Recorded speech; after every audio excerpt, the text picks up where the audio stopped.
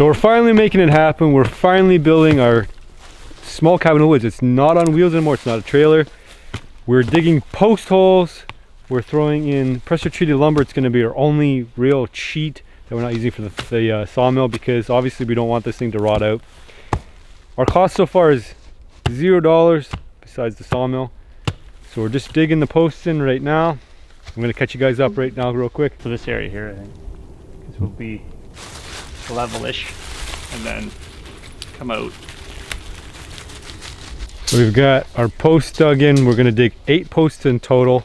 We're going to make a rectangle box. It's going to be about 9 feet by, Kevin, 9 feet by That long. 9 feet by that long. We're not doing exact measurements because we're just gonna wing this whole thing. It's gonna be a small cabin in the woods. It's not gonna be on wheels. We're not using a trailer anymore. We've completely abandoned that. So we're doing as cheaply as possible. We're gonna do it like the old timers did, except we get to use the pressure treated. That's the only difference. The old timers didn't build foundations. They dig big pits, because digging sucks. Digging really sucks. Yeah. How much does digging suck? Digging sucks a lot. A lot. So we're going down, I think, about 3 feet, which will get us about below the frost line. If this heaves and moves and all that stuff, it'll be good fun. It won't be too crooked. Yeah, we're just gonna roll with it. It's not gonna be elaborate. It's gonna be like the old timers did. The old timers didn't worry about things, and those old timers, when they built stuff, they lasted hundreds of years. We're gonna build with what we have here, because we don't have a lot of straight, really long dimensional lumber, so we're gonna do with what we have on site. So we're gonna feel the trees up and see how far we can actually make it without, you know, having to go and outsource logs, because that would be ridiculous. That's not good for TV unless it falls. Oh hang on. Done. Most unsatisfying tree fall ever. Hang on.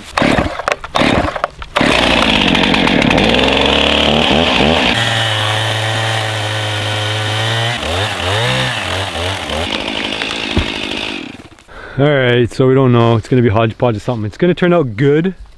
We just don't know what it's gonna look like. It's not gonna be lengthwise looking down the hill. It's gonna be the other way, looking this way. It's gonna be 9 by 12. We figured out now, 9 by 12. It's gonna be somewhere the space for people to live in, as opposed to a set number. We're gonna build. It's not gonna be a set number. It's got to be a set number at some point.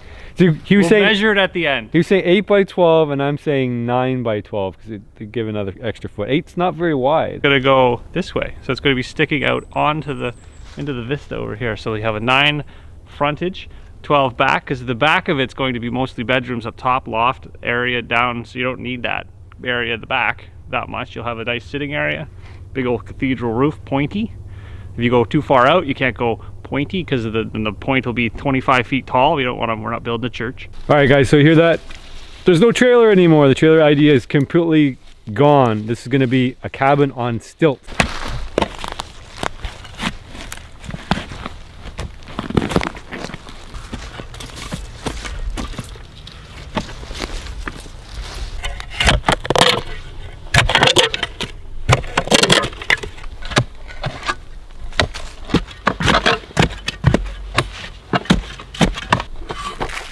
We are going to use some pressure treated lumber for our post. It's going to be one of our cheats, I guess, because obviously it's a pretty integral part of the whole deal. So Kevin's just driving up here with the truck here. Trailer, Suzuki trailer, sidekick deal. Somebody ordered some posts. You did.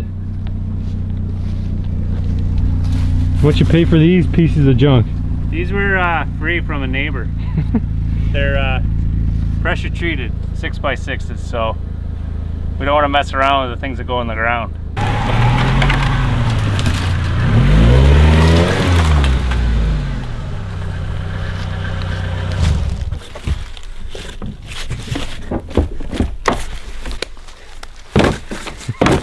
Hang on. There we go. Custom now. Put that up there. Put that back on later? We'll put that back on. There's nails in them. And the other one, other 4 are nailed together. So we're going to set this thing on 8 posts. The posts are going to be pressure treated because we're not going to mess around with anything. So we've, in spirit of this whole thing, we've actually used salvaged materials. We've got one post hole dug there, post hole dug here, one here. So we're gonna set the posts in, and then we're gonna measure off that, measure our 8, and then we're gonna be out of the ground. And then we're gonna actually start constructioning this thing. So just don't look at the camera when you do it. Ready? Yeah.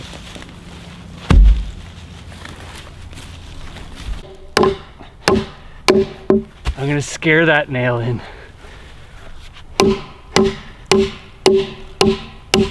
Amateurs. It's too cheap to buy nails. That's right. Well, you gotta use what you have. These are at least 50 cents.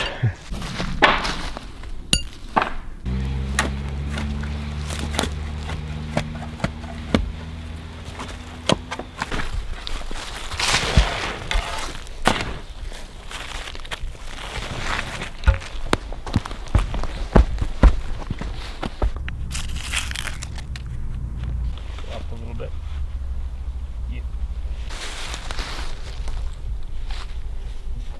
Level and plumb.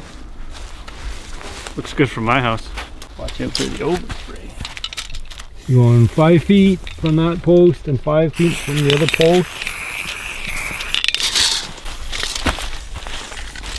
The first time using a tape measure. For the love of Pete.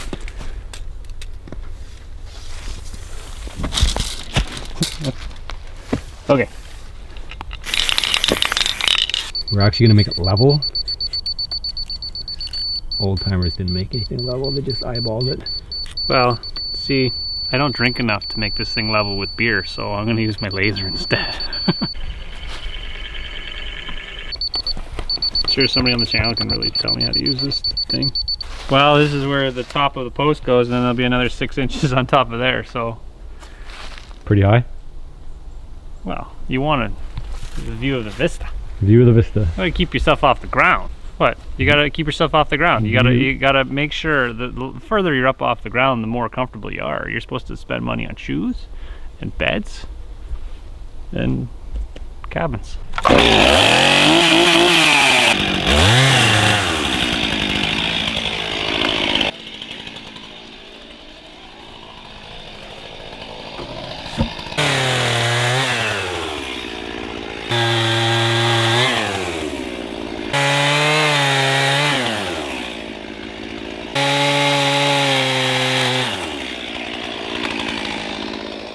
We're just working on the last post. Once this goes in, we're out of the ground, then we gotta go use the mill because we gotta get a 16 footer to go all the way across all 8 stilts. I'll call them stilts, let's just call them stilts. They're pretty well aligned. You use the level, you use the chalk line, all that garbage. Here we go, level. So obviously we're working with a bit of a gradient here. So in order to make it so that it doesn't feel like you're gonna slide out the back when you're sleeping, we've got tall stilts at the back here, and then shorter stilts at the back, at the top here. And the whole thing's gonna be kind of slanted, but level, obviously. And then we're gonna have a wraparound deck. We're gonna ease it off the cantilever at the outside, cantilever at the front. So yeah, and we gotta go to the mill next. We gotta cut I think we're gonna find a cedar tree here. We're going to cut a cedar tree, we're going to mill the top and bottom, and we're going to slap it right on top, and that's going to be our frame. As we get going, the pickier we get. But first we started, nothing mattered. Now everything matters. Look at how detailed it is. Just over every fine little detail. Gonna make it square, like a box. That's that building tendency that comes out. The perfect enough yet? No.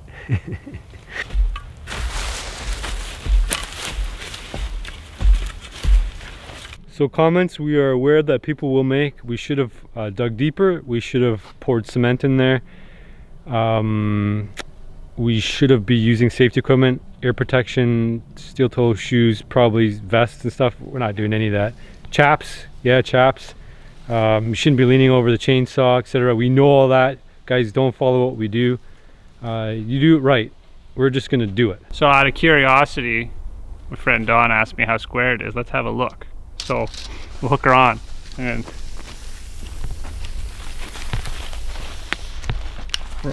186 and a half. to the other side. We're at 186. We're pretty darn close for not measuring them side to side. 97. 97. All right, now we're on the hunt for a 16-foot by 6 to put on top of our posts. And we have some candidates right here. There's a couple we need to get rid of anyway, or they're gonna end up causing us problems. You can see all those ones there got to be taken out, cleaned up before they land where they don't need to land. I think this one over here is going to do good. That one, that'll be a 16-footer. We got to cut it, and then we have to drag it up to the sawmill because we can't actually get the sawmill all the way down here. So we're going to cut these cedars down and drag them up to the sawmill, and then we're going to rip them down. We only need 2, which is good. Should be no problem. There's a forest of trees here.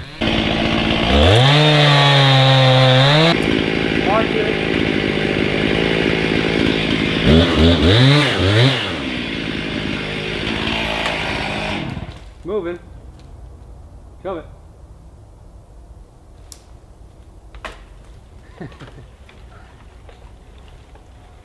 The middle one, Don. Where is this gonna last? Is it gonna fall right in here? Or you got No, the one? there's a hinge. This one was our protection.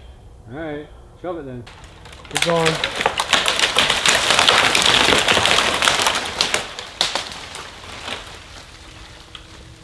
That's worse now, it's worse. Where? It's worse now.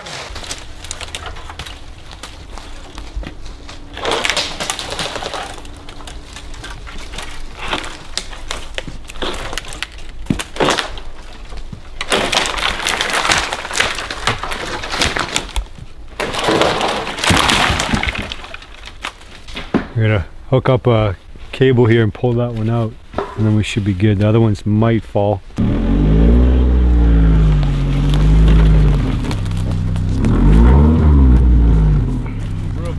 Brake line at some point. Good. Good.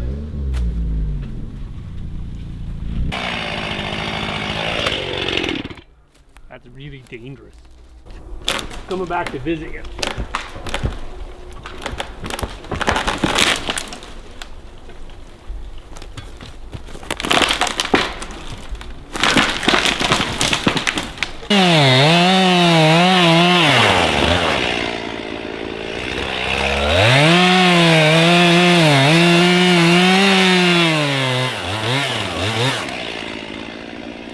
Oh, that's a mess. Who's gonna clean that up?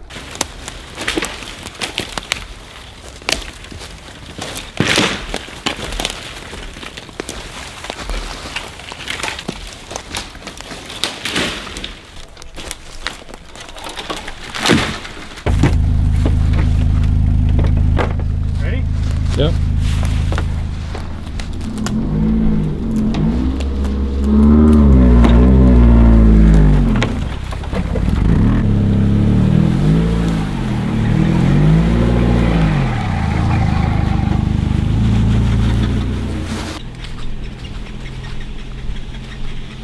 We're gonna use this one for other piece, and we're gonna be out of the woodwork here. That's the hardest part, is get these 16-footers to do the main structure. These cedars like to get hung up all the time in the top branches.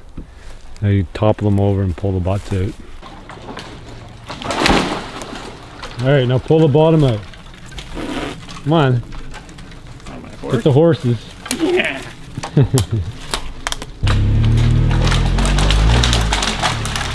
Oh! Pry it out of the way. It's like stuck on something, son.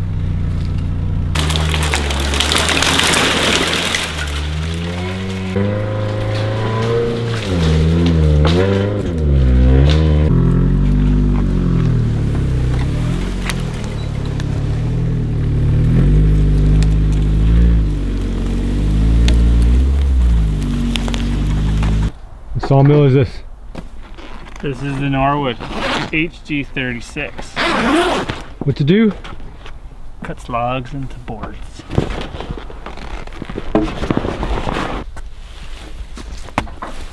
Gonna be our main beam. It's going to go all across the pillars from one side to the other. 16 foot's probably one of the longest and biggest pieces we need to meet. We have to make 2 of these though. Flatten out the top, flatten out the bottom. We can just throw it right on top of our boards and we'll all be set to go. We can throw on top of that, we can throw our flooring on. We're already up above ground. 6" by 6"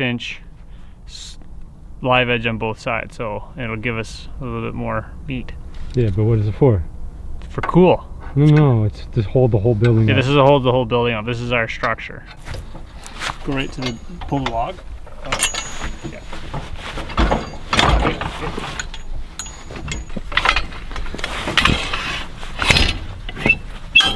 Nice and secure.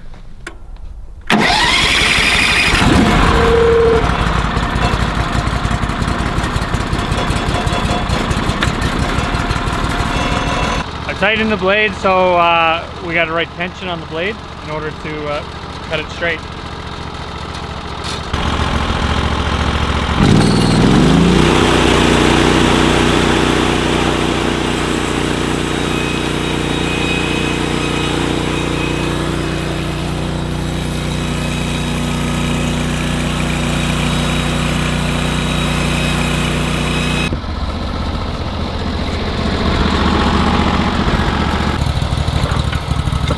There we go. And you take this, you flip it back up, hold your log in place. So that tightens right up against that.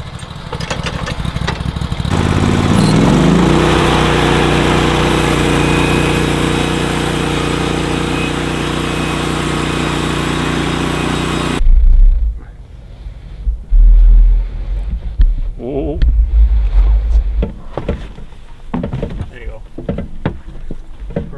That's a long load, dude. John, you good? I'm good. Gonna help. If I don't video this, people won't know you carried it. Set her down. Flip it over.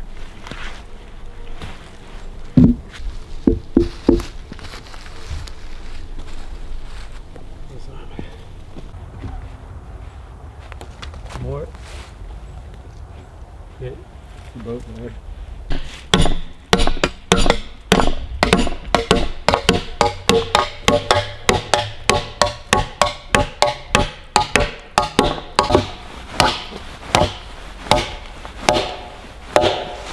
You paying attention where your feet are?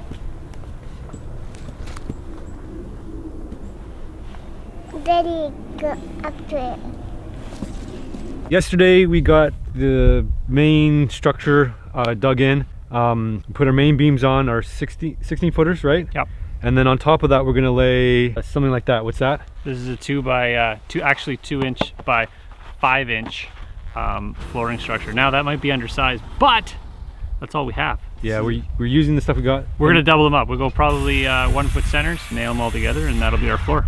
And we're using dead standing cedar. Yes, so it's pretty bone dry to begin with. So we got actually we have a mix. We have spruce and we have some cedar. We had some logs kicking around from before. Mill them all up. And the reason we're using the cedar is because it's standing dead. Yeah. It's dry. We don't have to wait around for the stuff to dry. How many we need? We needed 10. 10 to do the bottom. I'm gonna get them all loaded up. We're gonna zip them over. We're gonna throw them down. We've got some OSB.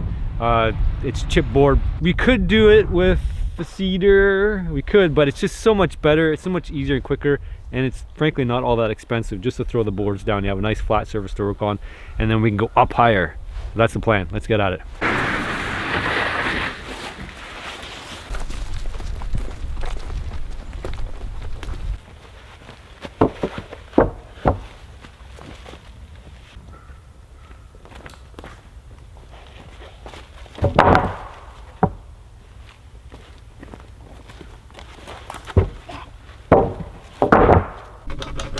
How many that's on? 2, 3, 4, 5, 6, 7, 8, 9, 10, 11, 12.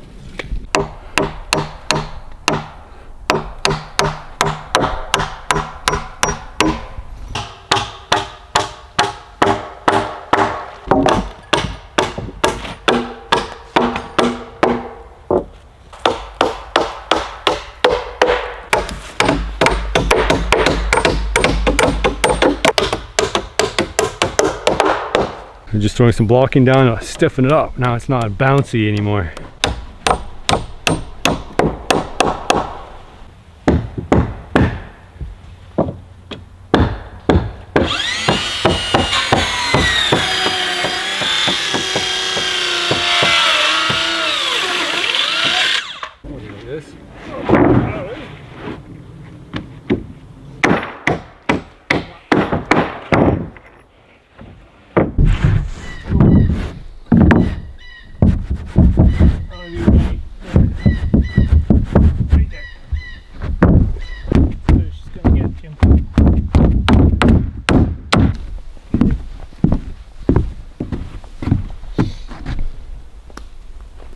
Okay, so we got our dimensional lumber for walls. We don't have our end caps, top and bottom plates. So we're looking around. The cabin's just right there. We got a standing dead over here. I think it's a spruce tree. I was looking for standing dead because the standing dead ones are dry enough they're not going to warp and twist on us. So just thinking this one here. It's a huge tree. It'll do everything we need, but it's massive. Which one? That one? It's cracked all the way down.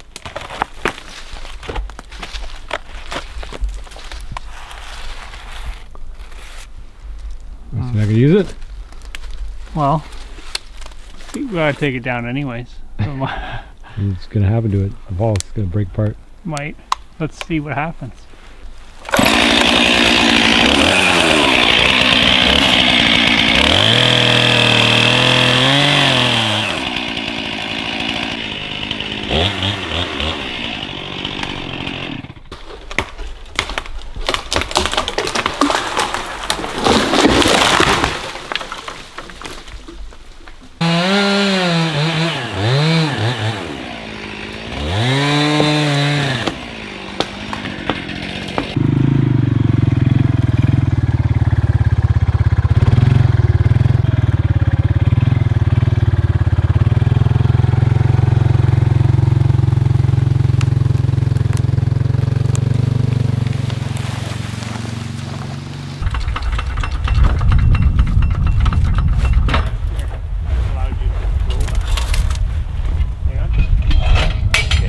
The log's thick and thin, so if it's thick at one side and thin at the other, you'll jack it up so they taper so you don't lose as much material. Otherwise you'll have a big, like a wedge. You don't want a wedge, you want to avoid the wedge, so you're compensating for the taper of the log, allowing you to get more boards out of a tapered log with these guys. These 2x4s here were all pre-cut. They're nice and dry, so we can assemble this thing right away. Cutting the top and bottom plate over there. We need a bunch of 12 footers, so it's a little bit trickier to get those super long ones. I was dead standing, so it's ready to go right away. Dead standing is ideal, but sometimes you got to cut dry stuff or wet stuff and then dry it. That's where we're at. We got a pile of these, probably enough to finish the cabin more or less. We might have to cut a few here and there, but it's nice to have the stuff ready to go. Ideally, you'd pre-cut everything, but we're kind of mishmashing and making this thing up as we go a little bit and adding a little bit of creativity when necessary.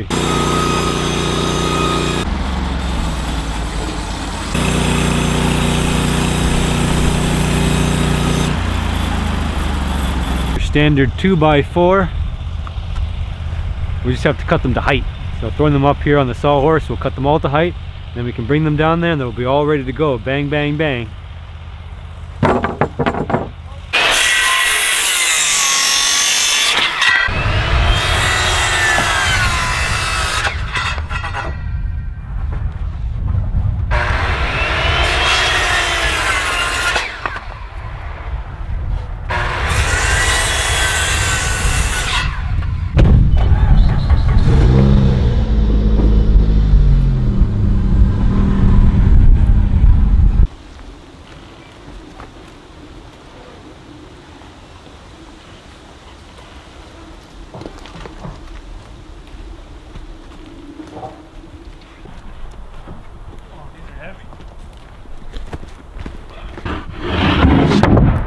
Did discover some of them are pretty wet still and moldy.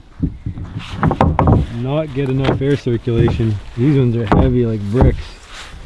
Black mold. Somebody's gonna die in this building. It's gonna be all your fault.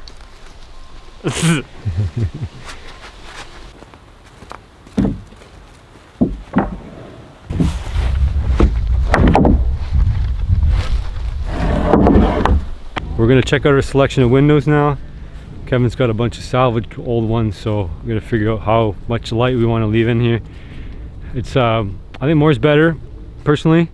I think the thing with windows is such a small structure. You put a wood fire in there, it's gonna get really hot really fast. And of course, the idea is to experience nature and welcome nature into it. It's not to be completely isolated from it, so more windows is better. But we got to pick the right ones. See behind my shoulder here, there's a bunch.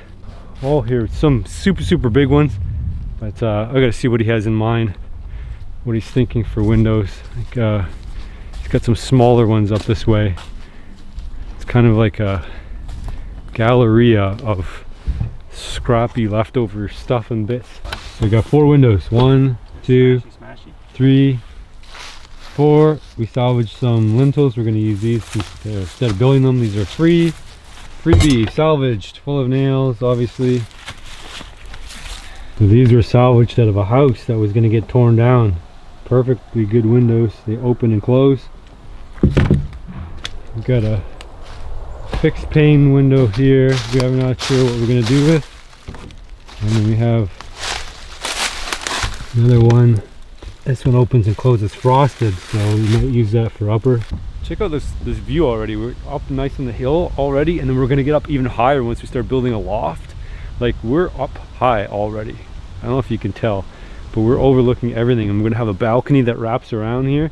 We've got the kind of a balcony here. That's kind of where it's gonna be, but it's all gonna be wraparound. It's gonna be really cool. And so the door's gonna be on this section here. We're gonna have a fireplace here, wood fire stove here. Kitchenette's gonna be sort of over here. We're gonna salvage some stuff from the camper. The fridge, there's a propane stove. We're gonna pull all that stuff out, and yeah, we're gonna have a loft up top. It's gonna be pretty cool. 46.5.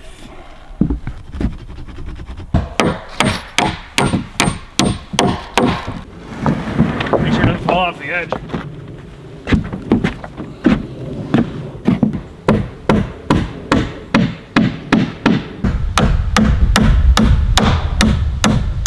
All right, guys, we got 1 wall up of 4. Next episode, I think we're gonna be able to put up another 3 walls up, and I think we'll get a good sense of the structure. We've got a good layout. We got one window in here. We're gonna throw up our lumber up here so it doesn't get all warped out. We've got our windows picked out. We know where they're going. We've got everything laid out. We know basically what we're doing. So all the uncertainty's out of it now. We just gotta build. So we've been picking through this forest of all the dead stuff. We got a tombstone mover, wheeler cart deal. So we got quite a few dead ones. We want to pick the close ones now. Well, there's a couple more over there, isn't there? It's not like you need a trail in here. It's all open bush. Pretty ugly. So we're looking at that big one now. That's a big boy.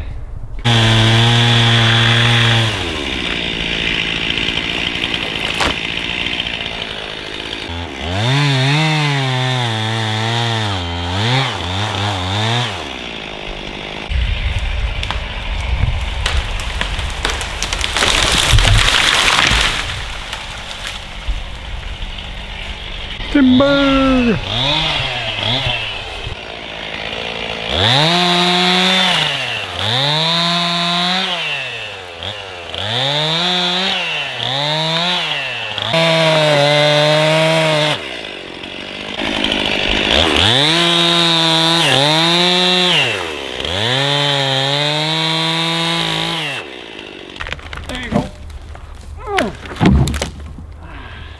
Is it heavy? This is our ridge beam, 16 feet long. It's the longest piece we need. It's going to be our ridge from the front, or the back to the front, from the front to the back. It's going to hold the roof up.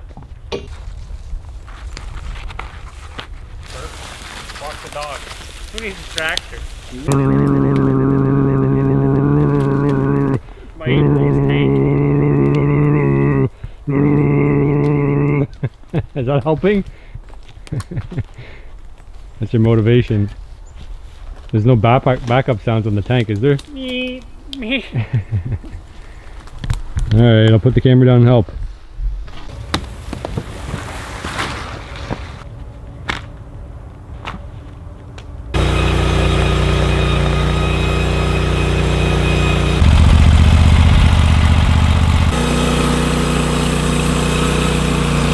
Down here. Oh yeah.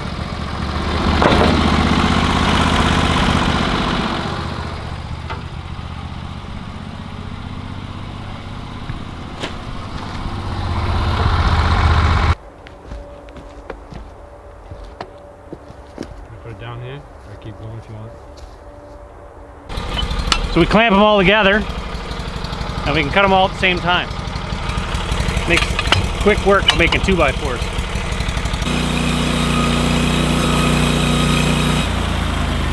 So these have all been pre-cut, but they're not long enough for anything else besides 2x4s. So we stack them together, and then we're gonna cut their 2x4.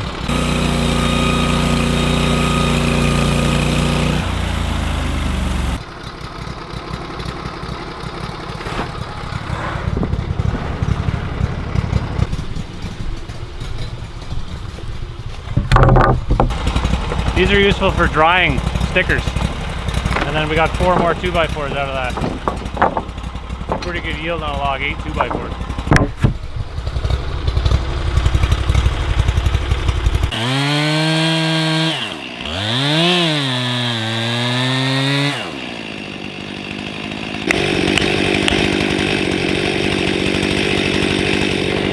Are you ready?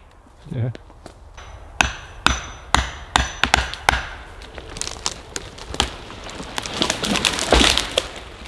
So the genius behind this forest, thanks for planting all of these trees in straight lines in a row so that when you cut them down, they get all hung up. I guess they had planned to probably just log the whole thing from the outside in, not selectively cut. I don't know what they were thinking when they planted this forest, or any forest similar to this. So what's the point in building habitat? We can plant a crash crop. Crash crop, yeah, not cash crop. This is garbage. Useless wood. I saw this at a TV show once. It's coming back at you.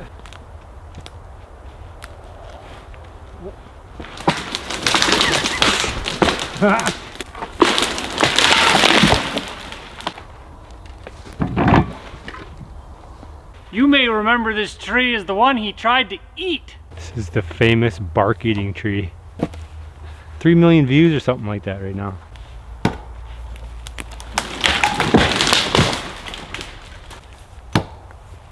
Whoop. See that? He almost took my face off. I didn't know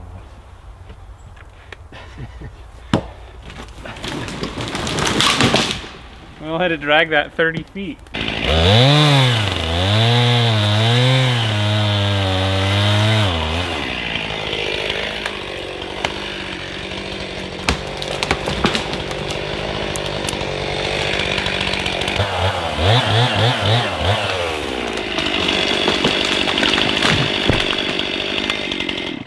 Just like I said it was gonna do. You can throw it. Whoa. I'm letting go. You lift up and I'll push back.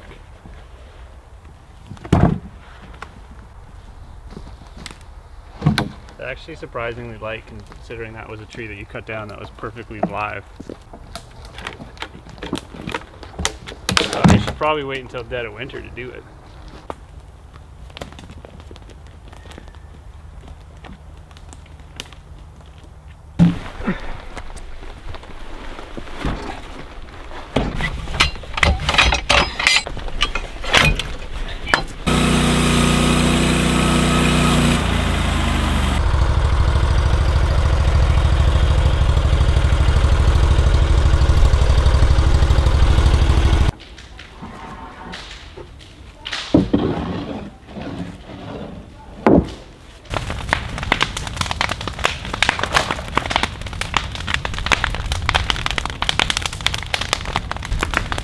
Got a lot of debris, dead trees laying around. So what we're trying to do is open up the forest floor so that new trees can grow. It's kind of the natural cycle. So instead of actually setting the forest on fire, we're just making small forest fires. And that'll clean up the lower part, and then we can get trees to grow up.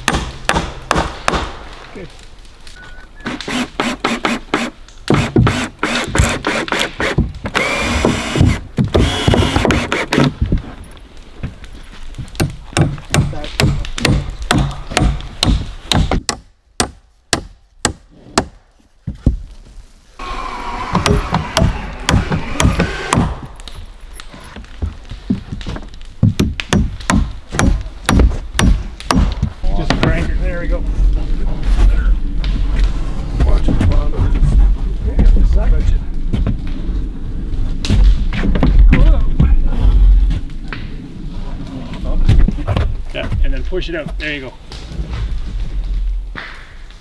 All right, ready? Wait, hold on. You left him? Yeah, ready? 1, 2, you go. Fall him backwards. Okay. Oh. Wait, 1, 2, okay. Okay, top. Yeah. Leave it. Okay, good. We're in there. All right, cool.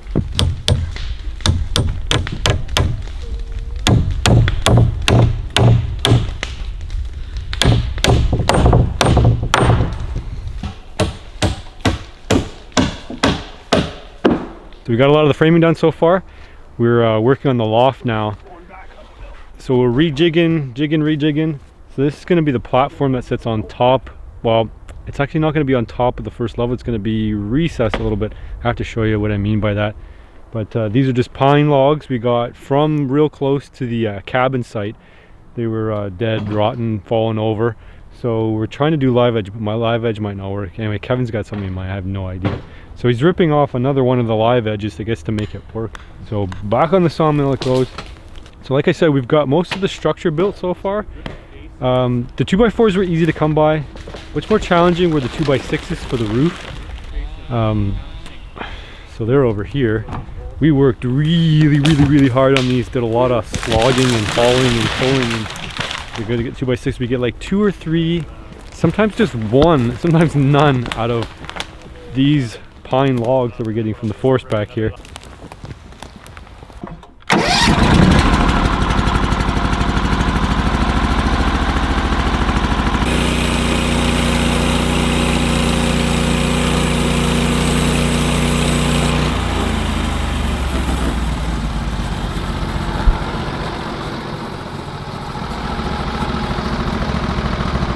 Are they going to be live edge or no anymore? Well, I didn't want to take too much meat off the floor, so we're going to stick a live edge on after to make it look pretty, yet be completely safe.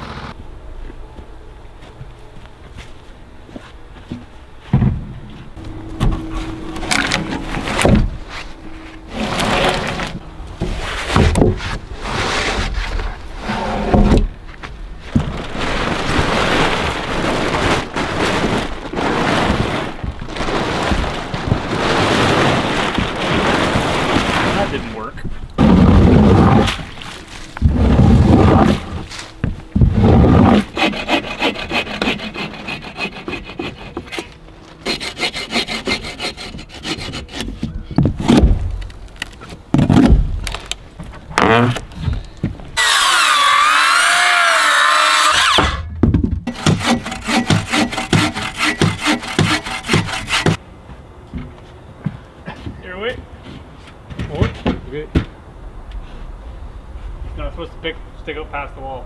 Sticking out a little bit. Go that way. Right there. It's not sticking out.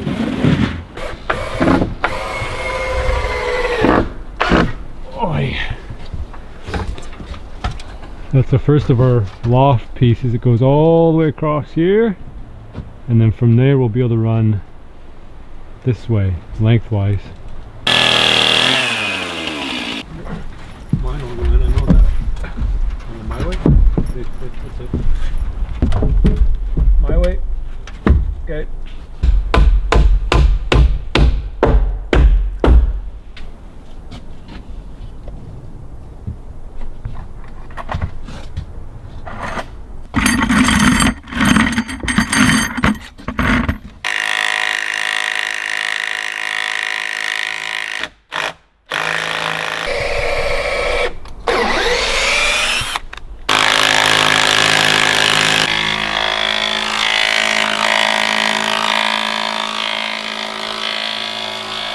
So after we got most of the cabin up here, we discovered we got a little bit of a problem. We got a big dead tree right here that's just about to fall. So we got an arborist over here throwing some ropes up, and we're actually going to cut this tree down before it ends up on our cabin. It's very precarious actually. He threw a rope up there and he's pulling on the rope, and the whole top of the tree is actually shaking. So to prevent it from falling this way, we're going to cut it and try to make it go the other way. I'm Joe from JL's Tree Service. And you're going to save us from losing our cabin? I'm going to try and save us from losing the cabin. That's it. Oh yeah, it's moving. It's moving like, it's got to be moving like 8 inches. Yeah. Yeah, it's moving a lot. And we're not even, that's just a string line pulling a rope through it. I think we should be able to persuade it back enough that when we pull and we cut and pull, it should fall on the line we want. So we're taking this cherry tree down. It's got quite a lean, a back lean and a side lean away from the direction we want it to go. So we've set up a guy line to hold it from falling towards the cabin, which we're avoiding happening. So that's going to act to hold it in place with the lean it already has. And then we have a secondary line that's going to pull the direction we want it to go. So as it starts to go over, the guy line will tighten up, and then the tree will be pulled in the direction, and it will just kind of, the tension of the guy line should keep it on the line we want it to go on. So we'll see what happens here. You never know with trees, and we'll hope for the best. My company is called JL's Tree Service. We operate out of Guelph, Ontario. We've been in business for about 5 years, and yeah, we service people with tree work in the area, you know, Guelph and surrounding areas, Kitchener, Cambridge, Rockwood, you know, Fergus, Elora, and we specialize in rigging, climbing, ash trees, that sort of thing. So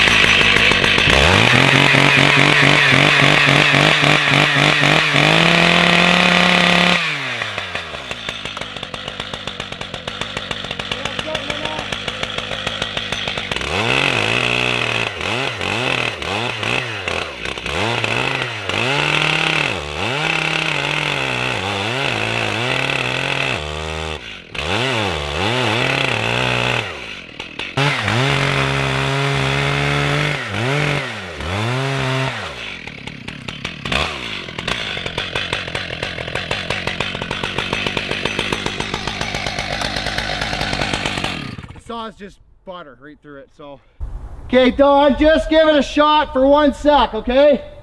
I want to, like, barely anything, just turn it on for a sec. Okay, will do. But when I tell you to go, just hold the button, okay? Okay. All right, ready, guys?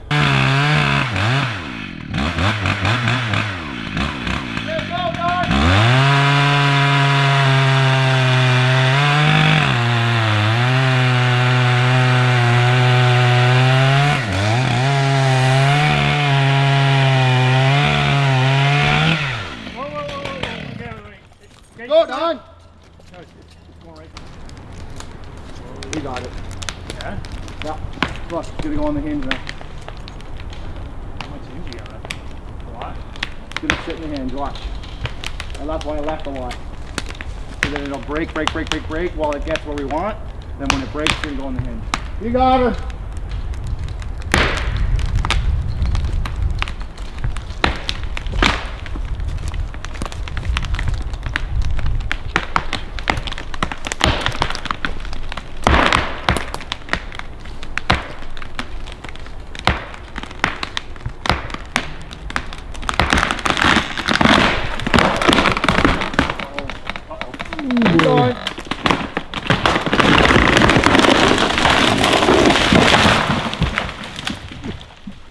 Okay, so we got the tree down. The job was successful. We didn't hit the cabin. We had a little hiccup. We had a barber chair happen where it basically just broke. The tree splits vertically when there's not enough cut and there's too much pole and that sort of thing. But all in all, it was successful because we didn't hit the cabin. Nobody got hurt. We were all away from it when it happened. So what we set out to do was a success. So if they want to look you up, where do they find you? If you want to look us up, where we go to our website at www.jlstree.com. Or you can search us on Google or Facebook, Instagram. Our hashtag or our tag name is @JLSTree for Instagram, and we have a Facebook page as well. All right, guys, as you can see, the cabin is still standing after we took out that massive tree. I'm thinking we're gonna build a pond down here, so it's part of an ongoing thing. Yeah, I'm getting ahead of myself because we haven't even built the cabin, but it'd be nice to build a little pond area down here, don't you think? Attract some of the wildlife. And right now it's all blow down, so the animals aren't using it. So the more trees we cut down, the better, because it's a mess down there. And there are some deer that want to come through here. They're just getting tangled up in all the brush. So we'll pull that stuff out and make a nice vista so that when we're sitting at the cabin here, we can see into the forest and hopefully attract more wildlife.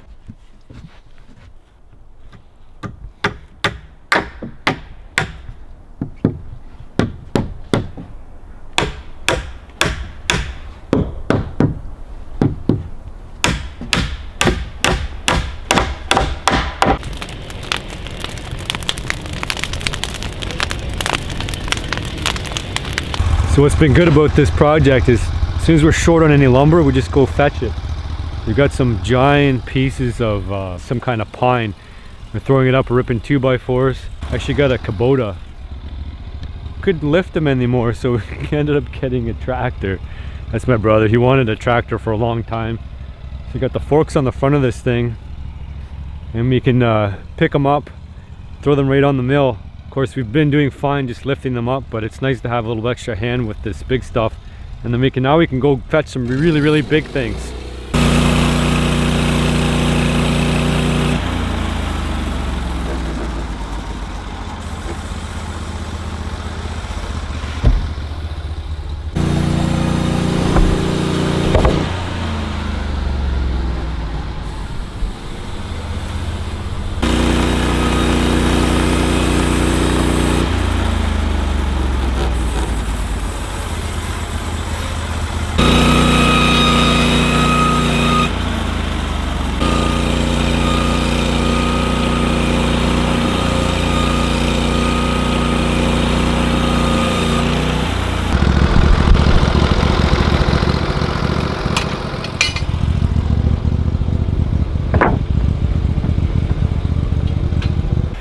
So yesterday we got the loft up.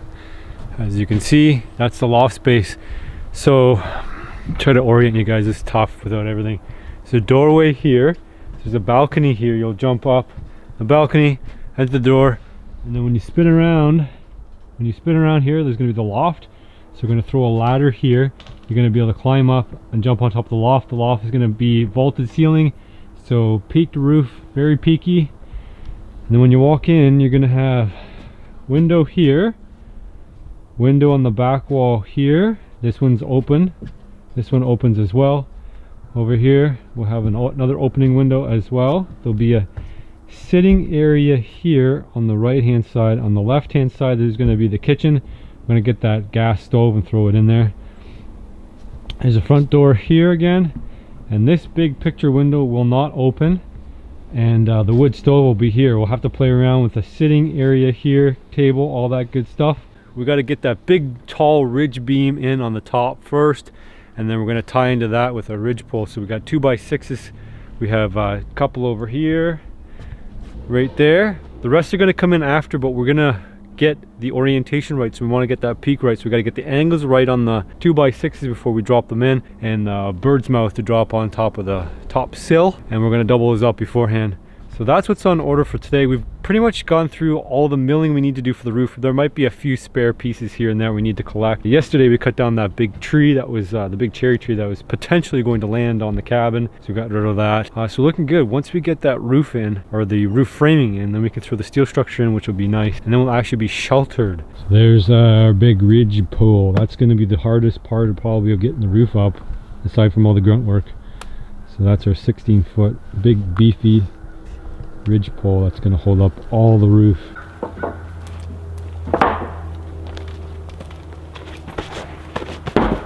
Building this cabin, you can certainly understand why people build small structures, especially when they were doing everything by hand. You know, you get warm enough doing all the work to get yourself warm enough, which is probably why they didn't even bother making big indoor structures. They were always outside getting warm anyway. And the truth of the matter is, in most temperate climates, you don't need an indoor shelter. Kind of, what is this? Ash. Apparently it's the milling person's nemesis. I didn't seem to have a problem with it. So I can hear our flooring's about to arrive. We've got ash that was pre-milled. Kevin had milled it a long time ago. He had stickered it and let it to dry. So it's actually going to go up right now. Ideally we wouldn't put it up right now, but we need a platform to work on. So we're going to throw it up on the attic space. We're going to cover it with a tarp to make sure that we don't grind mud into the floor. If you grind mud into the floor, it's there, and you got to sand it out, and it takes a lot of work to sand out, especially with the conditions here. It's wet and sloppy.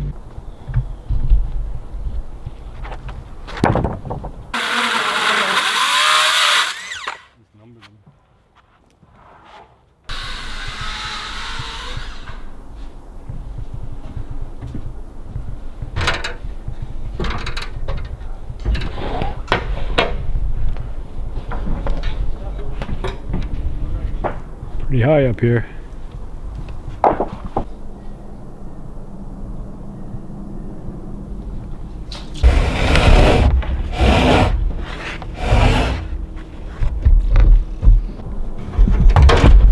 Thanks.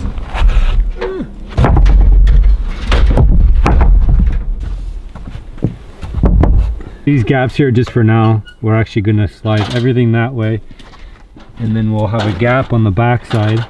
So we're going to cut this at 6, and we're going to add an extra 6. It'll work out. So here's our beam. We got it up, and we've got some planking. We cheated and we used some store-bought lumber for our scaffolding. So we got to run up basically about 6 and change up here. Beam goes across to the other side, and then we're going to drop it on top, and then we can put our rafters left and right. 6 feet off the ground up there, and the same thing over here on the other side. Should be easy. It's pretty safety eventually, that's what I say.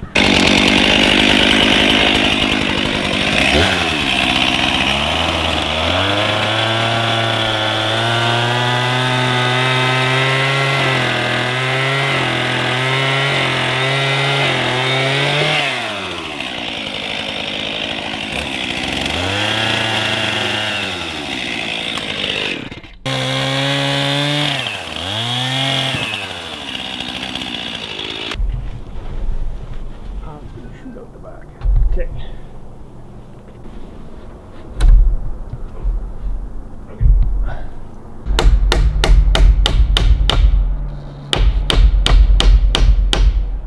There we go, that side's in.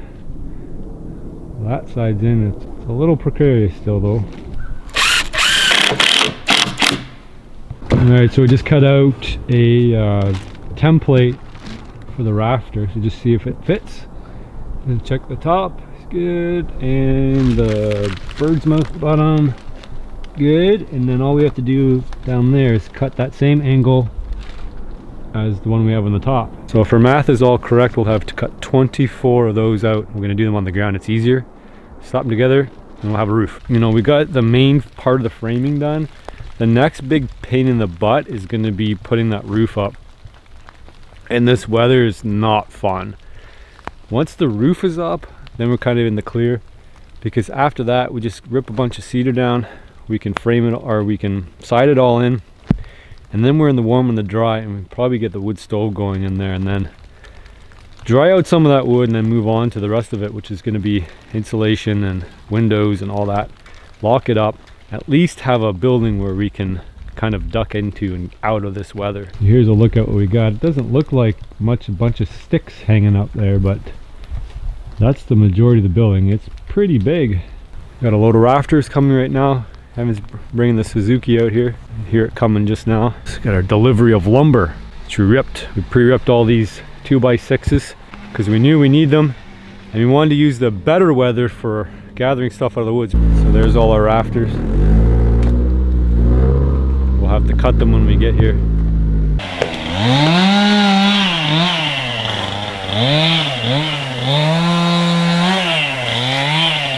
There's the template we cut out the last time.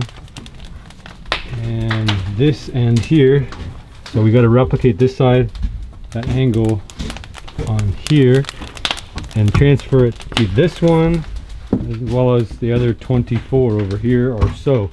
Probably a little bit more than 24, but we'll see when, as we get going. If we're short one, we can always cut some more.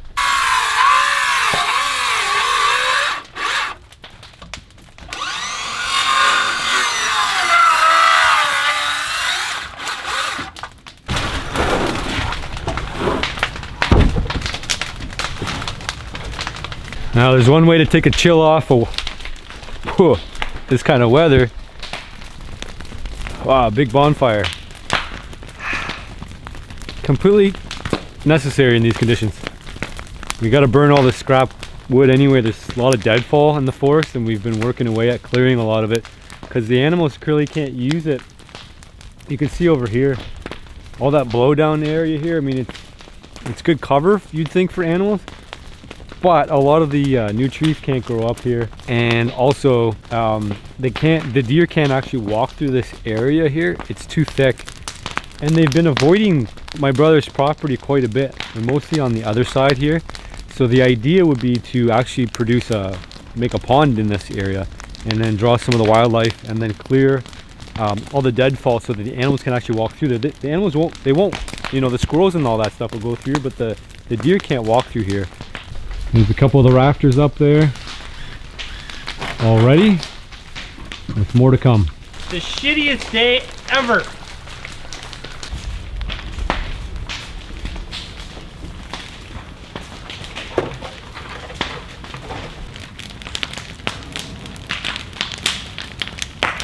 In order to finish off this part of the roof, we actually have to frame in the front porch here, and we're short on a pillar, so that has to go there.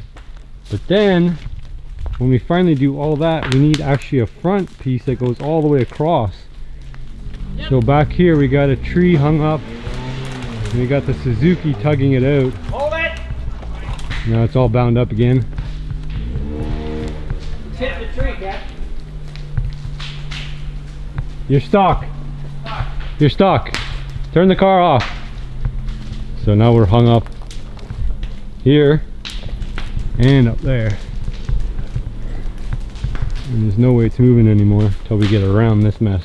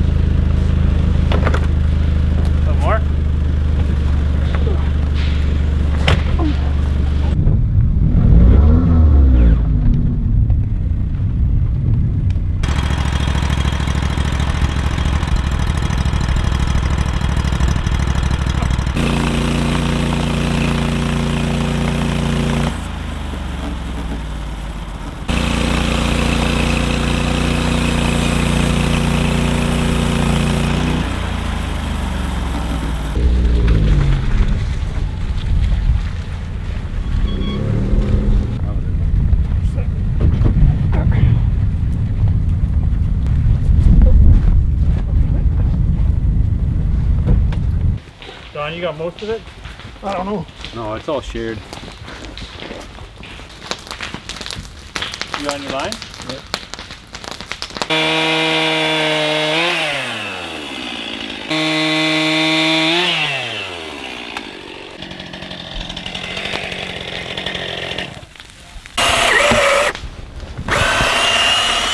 Okay. Okay. Yeah. Oh.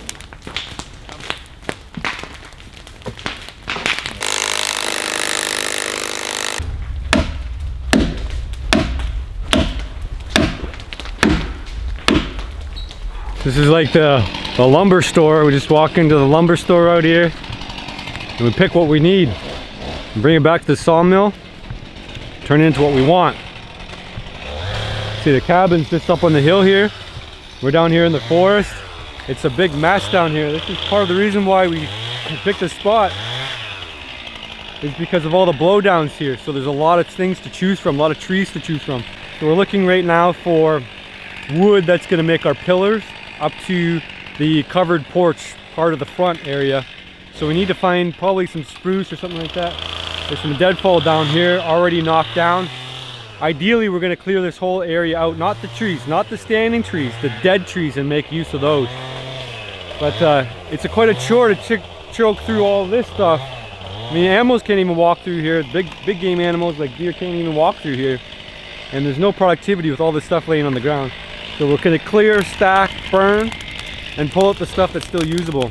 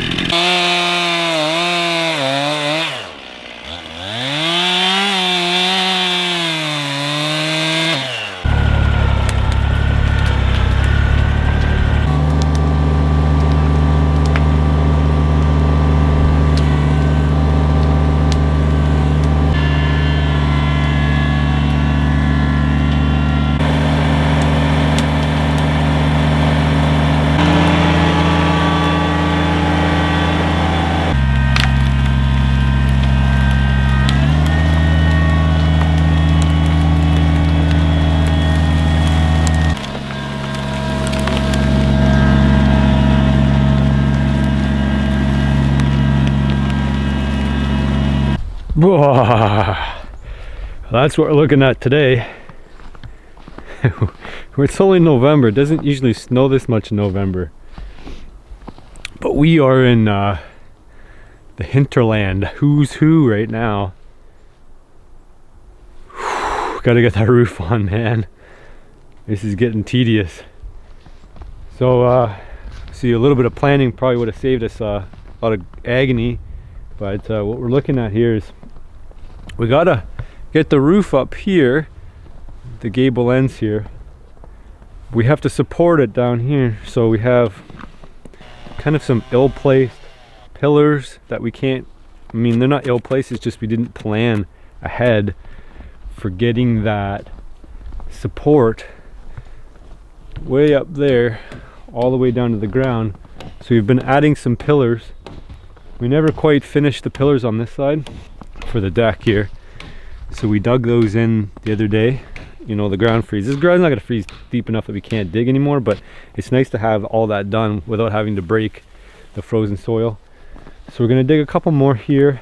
We're planning to put the deck across and then we can work up. Anyway, it's hard to explain.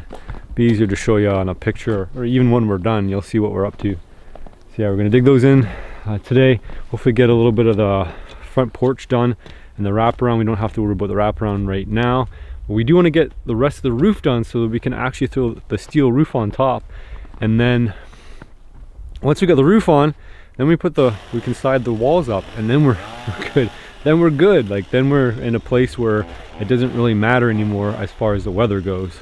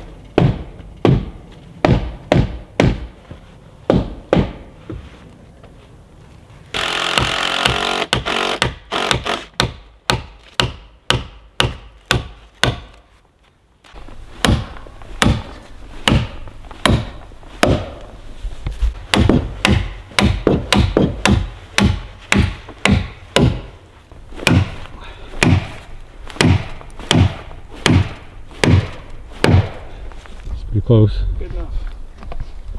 Hold it up. That side. Very good. What size is the deck board? How big is it? The width. 7.5 inches currently. Depth. 1 inch. 1 inch by whatever. Cedar. Yeah. Cedar board. Rough sawn.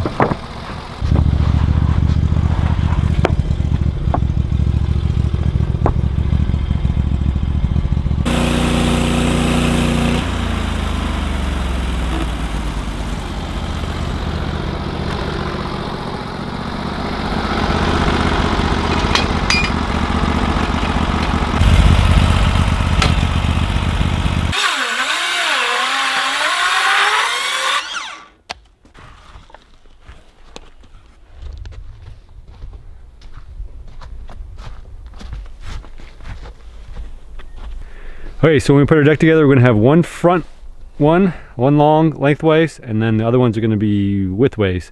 So we're gonna build a bunch of random, we don't have to worry about widths on this. So whatever cedar we have is gonna be a good one. And we're not gonna have to look at the front ends of all the cut boards this way. It's gonna kind of hide them. Trust me, it's gonna look good when we're done.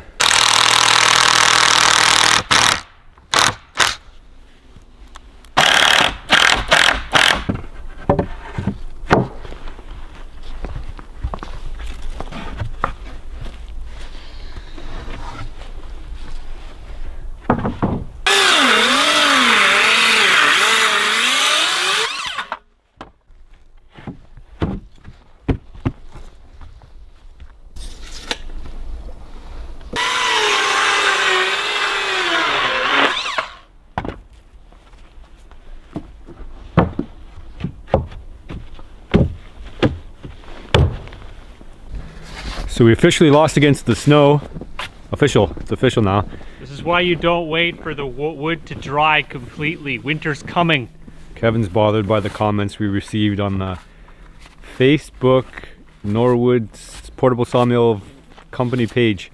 Put up a little trailer there, and people were bothered by the fact that we were cutting what seemed like wet wood. It's actually dead standing. Most of it, some of it's wet. I'll admit some of it's wet, but people are worried that it's going to dry and then shrink, and then the whole cabin's going to be a mess. So you guys gotta have to stay tuned and figure out over the next year if the cabin's just going to be completely junk because we didn't dry our wood. I believe those people are worried about drywall cracking and whatnot, but this is not going to have any drywall. No drywall. Not gonna have drywall. We have another plan for insulation too, and all the interior work's all going to be something you're probably not totally going to expect, but stay tuned and watch. So we're gonna throw the decking on today. We did a little bit last day. I don't know what episode we're on. We're somewhere. So here's a look at what it's going to look like. Pretty good. And that's not dried cedar. That's straight off the dead tree. That looks pretty spiffy. I'm concerned about actually walking on it because it's gonna turn all gray and dark and all that gross stuff's gonna, but whatever, we can always redo it at some point and finish it. We're not gonna finish anything. It's just gonna be rustic. So yeah, that's what we're looking at. Lots of snow. You see up here we haven't finished up the roof yet. We're talking to a company to try to get a steel roof. We have free steel already, but it's mismatched, miscolored, and at this point we actually want to make it look nice. So we're talking to a company. We'll see if they'll sponsor us. If not, we're gonna have mismatched different colors of roofing, but that's fine because we don't want this to be an expensive project. You can see it's all framed out mostly except for the roof. Snow's falling here, so we got to finish up this peak area here and the decking, but before we can finish the rest of the roof up, we've got to get the deck down, because the pillars, actually the front pillars here, to finish this up here, sit on the deck. So once we get the deck down, then we can run up our posts to hold up the rest of the roof in the front, which is actually overhanging the deck, so we'll have a nice area to sit out of the weather. So there's our decking. It's all going to be made out of cedar, so it'll weather a lot better. It's I believe 1 inch. 1-inch cedar planking from trees. We have no shortage of cedar. We're actually in a cedar grove here, mostly. All around us all cedar, so we're picking the dead stuff to cut up and mill, and we'll just nail that in.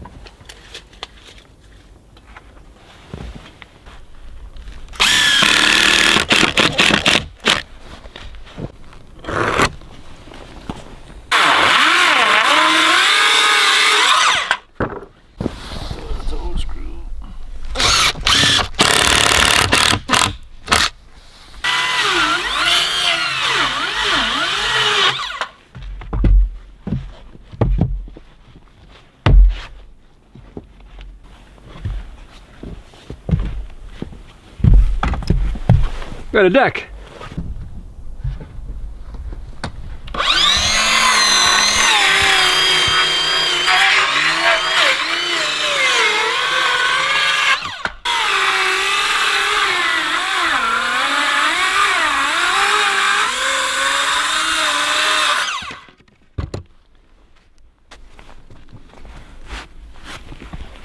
What are you covering it up for? Did you get it wrong? No, it's tight there.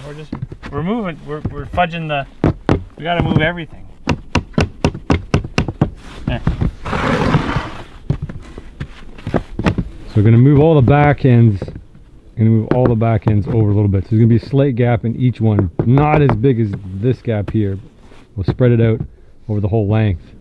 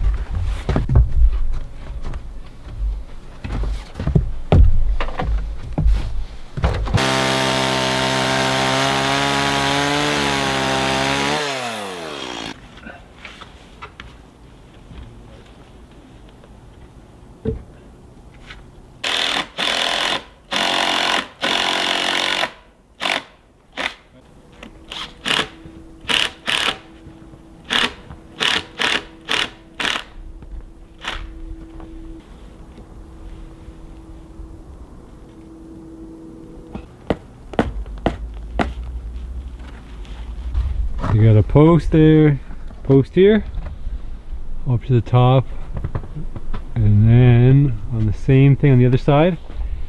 Now this piece here is somehow going to get hovered up to there. Okay, if you can hold it. I can't hold it. Okay, hold it. Put my side on first. You got it? Okay, hold it, don't move. Yeah. Over here. Quick. Quick. Come on. Quick.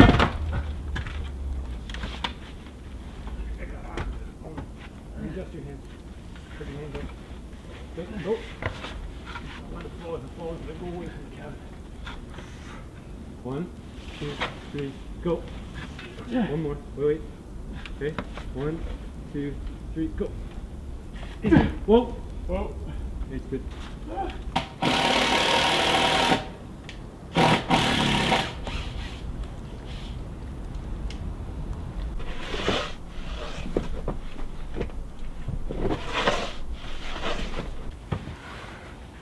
Hold your arms up.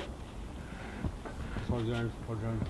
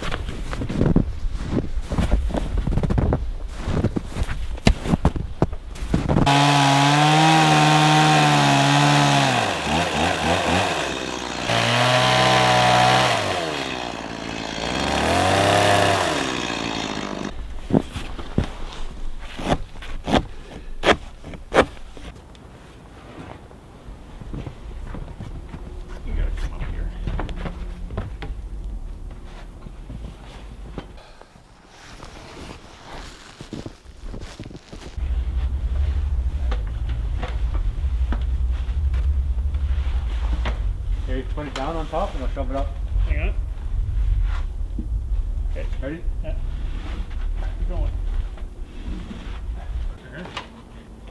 Twist it. I can't do anything with it. So you Gotta go. okay, I got the boat. There's no. Yeah. You lift up yours and put it in with place. Higher? No higher? Good. Now up. Okay, I gotta let go of the bird's mouth. 1, 2, 3, up. A little bit more. Okay, good, it's in. I got it. Bird's mouth? I got it. Okay, well, it's not in the right spot. No, I know. We're on attack. Toenail and then I'll move it out.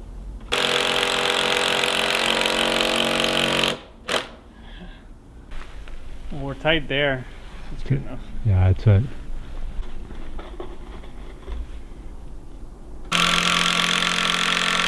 Oh, roll. Hold on. Roll it out.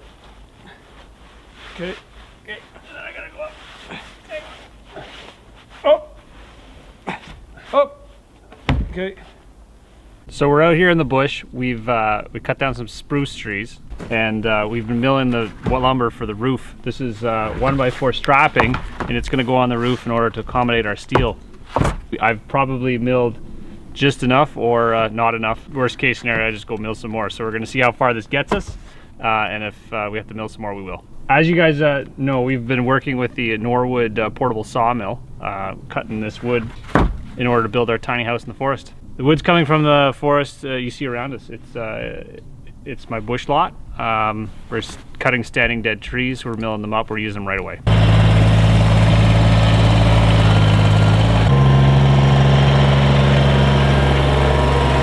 If you peel your logs, you get better life out of the blades because the sand tends to accumulate on the bark. This is the rest of the decking. We got to fill in that one section at the side, so we're gonna mill some 1x-whatevers to fill it in so we have something to stand on. Kind of wood is it? This is cedar. Cedar that my tree guy dropped off a couple years ago, so it's actually pretty dry. You can tell usually when it's dry, when it makes that hollow sound like a baseball bat. And when it's wet, it makes kind of like a dead thud.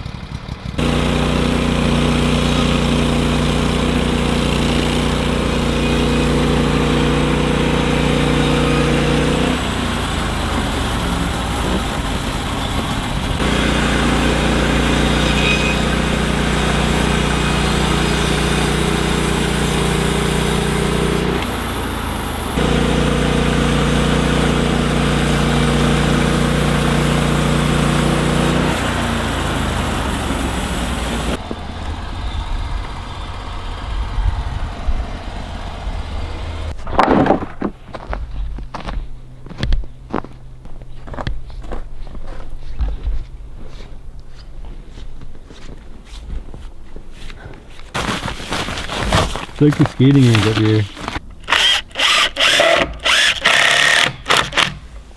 Don't step on this one here. Pretty neat view from up here. It's hard to tell what you're going to end up with at the end, but we're just framing this back wall in here. So we got to cut all the little tedious bits here. The angles are all weird, and then we got to frame in a window here in the loft.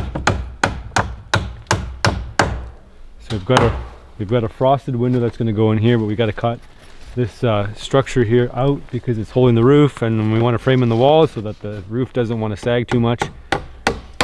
That's where we're at right now, making sure we got all the windows right. We got the right window for here, because if we frame it in wrong, we're gonna have to go buy a window, which is not gonna be fun. It's a window opening, so we got our header, got our jack stud, king stud, bottom plate. We're gonna fill in some more pieces of wood here to support the bottom of the window. We're done. Window opening. So when you look out the window, you'll see a bunch of trees, as you should. We've got a steel roof coming on the way, but today we got a little bit of time, so we're going to be putting in windows, at least framing them in. We have some decking we need to do. We haven't completed yet. Doing some of the decking will make it easier for us to stand on the platform here to do the windows and siding. There'll be a circular window being put in there. It's framed as a box. I'm going to do a little tour. Let's see if we can get this in frame here. Give you guys a better sense of what's going on. So let's get up here on the deck at the back. So we just got up on the deck. We can walk across the deck here to the front of the cabin. Now we're at the front. It's got a post. And then when we're on the front deck here, if you look up, this is all going to be exposed. So they'll have, not to the elements of course, but there'll be a roof up here. And this will be a big open space. So it'll be a covered porch. So now we're at the front here, and I'll spin you around. This is the view we're looking at here. Nice big open area. And hoping one day we put a pond out there and a food plot. That would be pretty darn cool. For now it's all popsicle stick framed. Doesn't look like a cabin, doesn't look like much of anything. But once we get the roof on and the siding on, it's gonna really start to look like a cabin. And then we get our windows in. And I'm really looking forward to it because it's getting cold, below zero now. Getting colder, it's gonna get a little bit warm. Still early in the season for this kind of weather. But you can hear my squeaky feet. That's when you know the snow is getting cold. So yeah, we got a lot of things left to do here before winter really sets in, but we're gonna make it. I think we're gonna make it. That's all lumber, fresh off the mill, cut all from the forest behind us. We haven't taken any lumber from off property. We have used a little bit of plywood for the main decking and some pressure treated lumber to hold the cabin up, because obviously you don't want to use just whatever. I'm going to show you the loft. So this is a pretty good loft space. There's a window at the back. This will open. I'm going to get up here without killing myself. Window at the back here that opens. We have a little mini knee wall. It's about a foot long. And then looking out this way, that's our other window on the other side. You can see how high up we are at this point. Quite a view all the way around. We'll have a spot, we'll be able to put one bed on one side and another bed on the other side here. And then we'll probably have to have a railing of some sort for safety. And then when you look down, you'll see the front door. And then the wood stove will be over here in this area. So that's the rest of the decking going in right now. And we'll have the wraparound all the way around to the front.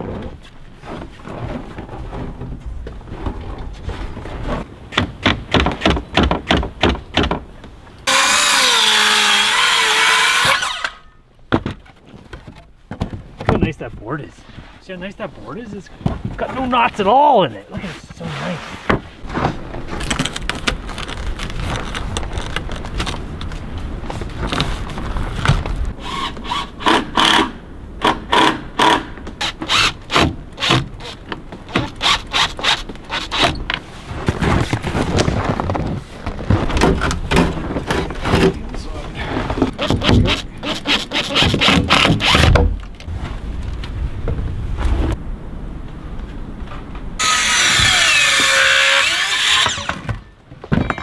So we're prefabricating our brick mold.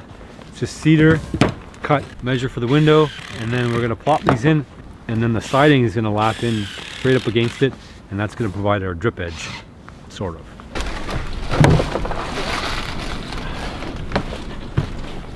A little bit of caulking will be fine. All right guys, we're finally at the point where we can put some walls up. It's a big day. Walls, walls, walls. Otherwise it looks like a popsicle stick structure. So Kevin yesterday came out with Dawn and they milled up a bunch of live edge cedar. Put the windows in. They're looking good all the way to the top. It looks like Kevin is trying to figure out how to do his corner pieces so we can butt up all the siding into the corner pieces and then just do straight runs. Except for all the windows we put in, which is going to be fun to trim around. But that's the price you pay for not having any electricity. So we need light from outside.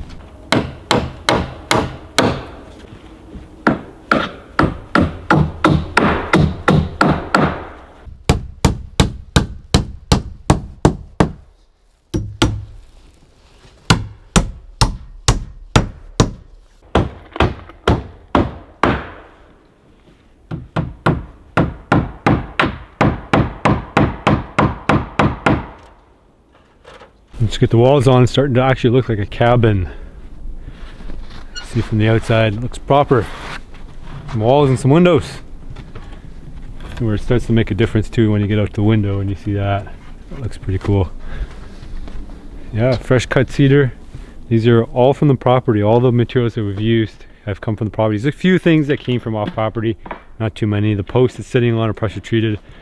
We bought some plywood for subfloor on the main level. There's the inside part. We have an idea of using some natural materials for insulation, so you have to stick around for that. But now we got a nice windbreak. The idea is we're going to get all the walls put on, and then we're going to have a roof. We got a tin roof. There's a sponsor for a tin roof, so stay tuned for that. The roof should go up in a day or two. It's all strapped. All the top's all strapped out. We got our deck all together. Starting to look like a cabin in the woods. The ceiling here looks pretty neat. It's all going to be open. This is finished as much as we're going to finish. We got our floor up here, and an open beam, live edge pine here. Yeah, starting to look good.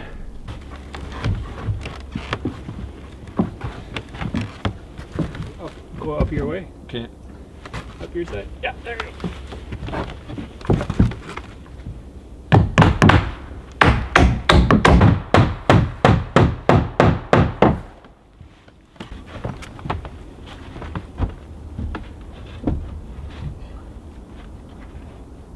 Go up more. Go around there. Go up more. Yeah. Down a bit. Right over there. Vic West is the company that provided us with a roof. It's a great product so far. We did one side of the cabin already in half a day, so it goes up quick. So we're installing it with it's basically a screw with a gasket. It's pretty straightforward. Screw with a gasket. It's got a rubber gasket on there. When you screw it in, it sandwiches the gasket and Self-sealing. Self-sealing, right? So no nails required. So Kev, why did you pick Vic West? Of all the roofing companies, of all the types of roofing products we could use asphalt, we could use tin, whatever, etc. Steel shake. Steel shake. Why Vic West? We picked Vic West because it comes in full-size panels, 3-foot panels, 3 foot wide, and however long you want. So they cut it to size for the length of the roof, and then you go 3 foot, and away you go. So all we did was strapped it, and then we're screwing it in every 16 Yeah, you inches? strap it 16-inch centers, and then you pre-drill all your panels. So all the panels are actually, you drill them 16-inch centers, you put your screws in, away you go, you're done. Roof. So we made a lot of progress today. Obviously, it's starting to look a lot more like home, or homey at least, with the roof on. Having a nice red roof on your cabin in the woods really makes it stand out against everything else. Is kind of wood or wood-like. Having a nice red roof is very classically wildernessy. Yeah, we had the choice of like 10 or 15 colors. It was just, I want a red roof. Yeah, why not? Red makes it pop. So Yeah. it looks really slick now. We've got, like Kevin said, we've got one side on completely done. As far as throwing a roof on, this is the way to go, man. If you're messing around with shingles and hauling them up and down the ladder. A big plus with using steel in the forest is that it doesn't necessarily get a lot of sun. So if you build a house out in it gets full sun, it gets to dry out a lot more. But if you're doing a cabin in the woods and it's been exposed to a lot of moisture, humidity, and leaves and stuff accumulating on it, if you go with steel, it tends not to disintegrate. If you have an asphalt shingle, it tends to grow moss, it starts to leak.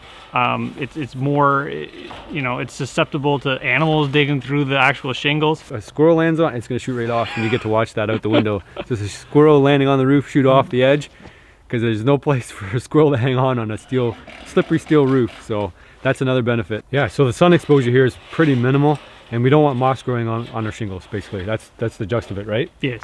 So guys, if you're deciding on a Vic West product, go on their website. They have like 3 or 4 different profiles.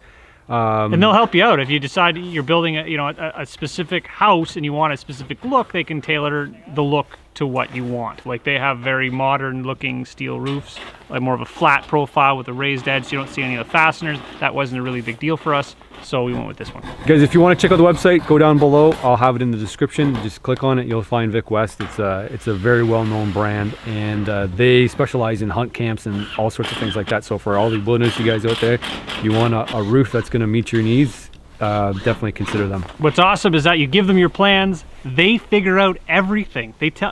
We gave them a sketch on a piece of paper and they figured this out. So they actually did the math. So you don't have to do any of the math. You just kind of give them your dimensions and they figure out what you need. They'll figure out the valleys, the caps, the ridge, the flashing, everything. The thing about a steel roof is it goes up fast. Once you get everything lined up, it's basically screwed in and you're good to go. And it looks pretty darn sharp too.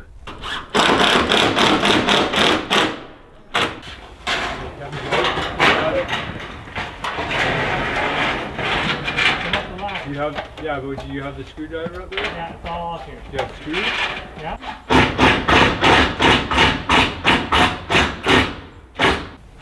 Hey, you got it all. You got it? Yeah, that's the thing on.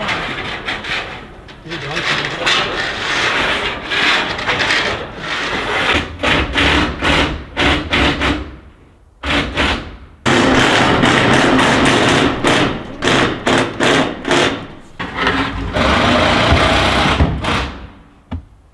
So what we're going to do is go fetch the fireplace right now, and we're going to throw it down on the floor, and then we're going to figure out where our roof has to end up, and then we'll continue on from there. But it's going pretty quick.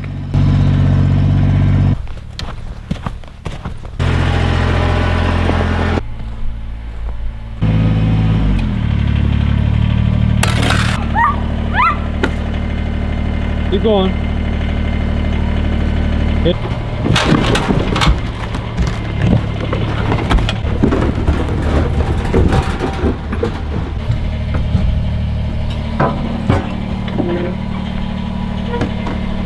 That's what they show. It's my hat. It's my chimney hat. Alright, so we're throwing the chimney in the... Yeah, it's a big mess. Anyway, I'm not going to explain how to do it properly, but it's a lot harder than you'd think it'd ever be to put a chimney in a stove installed. Well, I'll show you what we got so far. You got stove, we got a little elbow bit, we got a extension bit, got 2-bit telescopic, goes up into a box, and then inside the box is a collar, and then there's what they're messing around with right now is an insulated chimney that goes inside the box. 2 sections out of the roof, and then on the outside we're going to put a gasket. Well, Vic West did make us some custom sized roofing, but we had to cut this piece. It's the only piece we're actually going to have to cut in order to get the overlap on the metal gasket that goes over top of the chimney to make everything sealed so nothing leaks. Complicated, but it's done right. This will actually last forever. So we've actually spent all day messing around with the stovepipe to get it perfect. We want to make it level and plumb out the roof. And then we also want to make sure that there's no leaks. So the roofing has to be done 100% perfectly. And we got to center the stove in the room where we want it and make everything fall all the way through, all the way up to the top. Easier said than done. Coldest day of the year. No, I'm kidding. It's actually quite warm. Grab a shovel.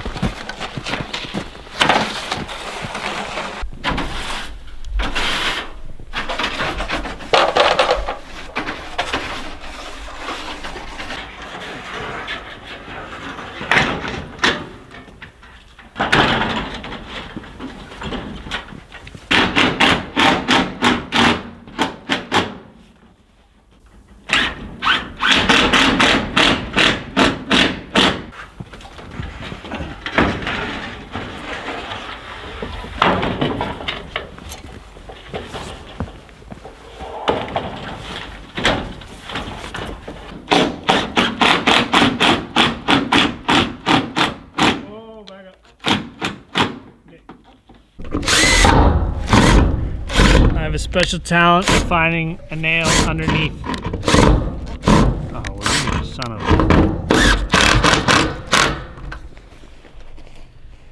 Yeah, there you go. I got it through there, so...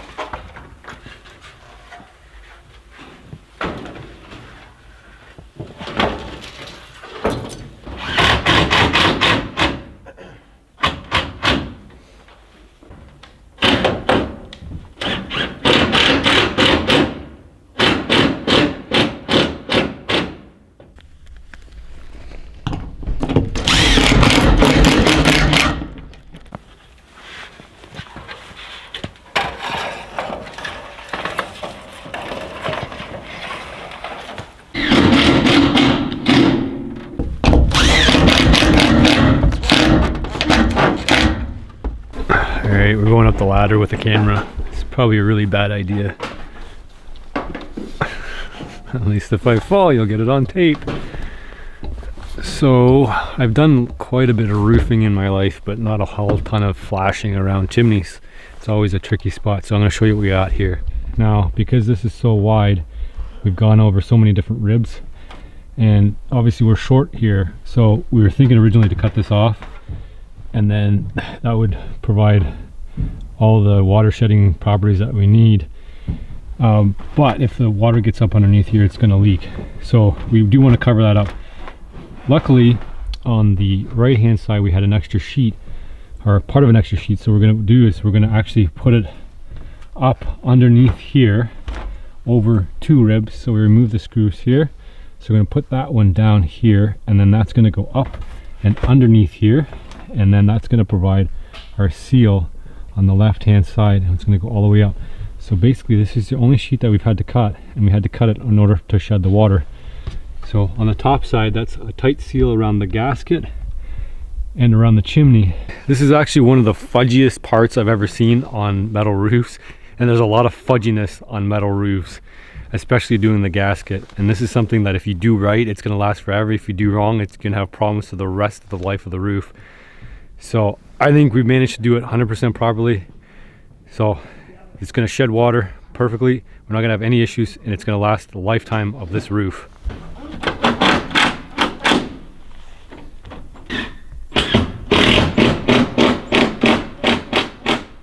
Alright, let's have a look at the finished install.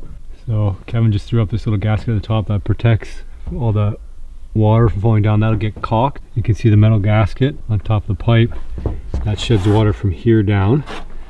And as you work up, you have another sheet on top here. Again, we were short on this one. So what we did is we took the sheet from the left, or from the right side, moved over here to the left, and put that underneath. We tied it to the top.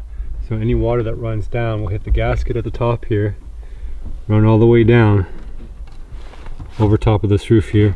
And you might think, well, there's a gap here, water will get up there. There's no way that water is going to go up that much to get inside. And if it goes to the side here, it's going to hit this rib and come down. Same thing on the other side. So this is 100% waterproof right now, except for the caulking. We have to put a little bit of bead of caulk just at the top here, and that'll shed the water all the way down. So guys, if you're looking for the proper way to do flashing around a chimney on a steel roof, this is it. It took quite a bit of thinking and ingenuity. Don't fudge it. If you fudge it, later on you're gonna have problems. You do it once right, and it'll last 40 years. No, it's a pretty big day. We get to light a fire, first one ever. Obviously the cabin is not airtight, but it's gonna give us a chance to melt all the snow that we have up in the top here, down here, and up in the loft. Still got a bunch of moisture up here. We still have to do the ridge cap all the way across, and then the only place that we can get any weather come in basically is the top, the gable ends here. Still a pretty cool thing to get that first burn in there, and we can leave everything open, the doors open, all that stuff, and try to dry out some of our wood. As you know, some of our lumber that we used was not 100% dry, so having successive fires will burn off that moisture and tighten up all the structure. The inaugural burn. Either she makes it nice and toasty, or we burn into the ground.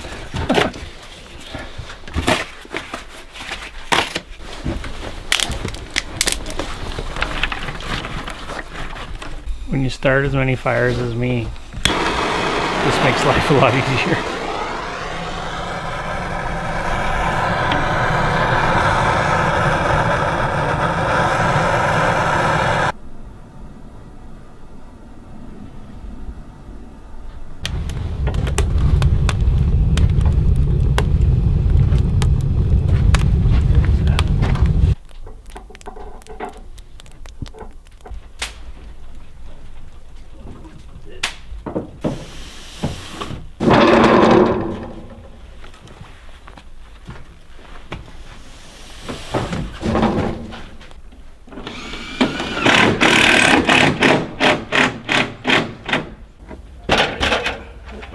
Yeah.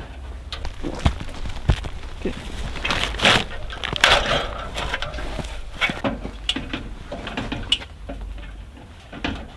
So we're putting in this little gasket, and this prevents bees from going up and underneath the ridge cap. So it's a little foam thing with some fur on it, and there's a little tearaway thing to stick the roof to the thing. So what I find is if you slide it underneath the ridge and then you reach up and grab that little piece.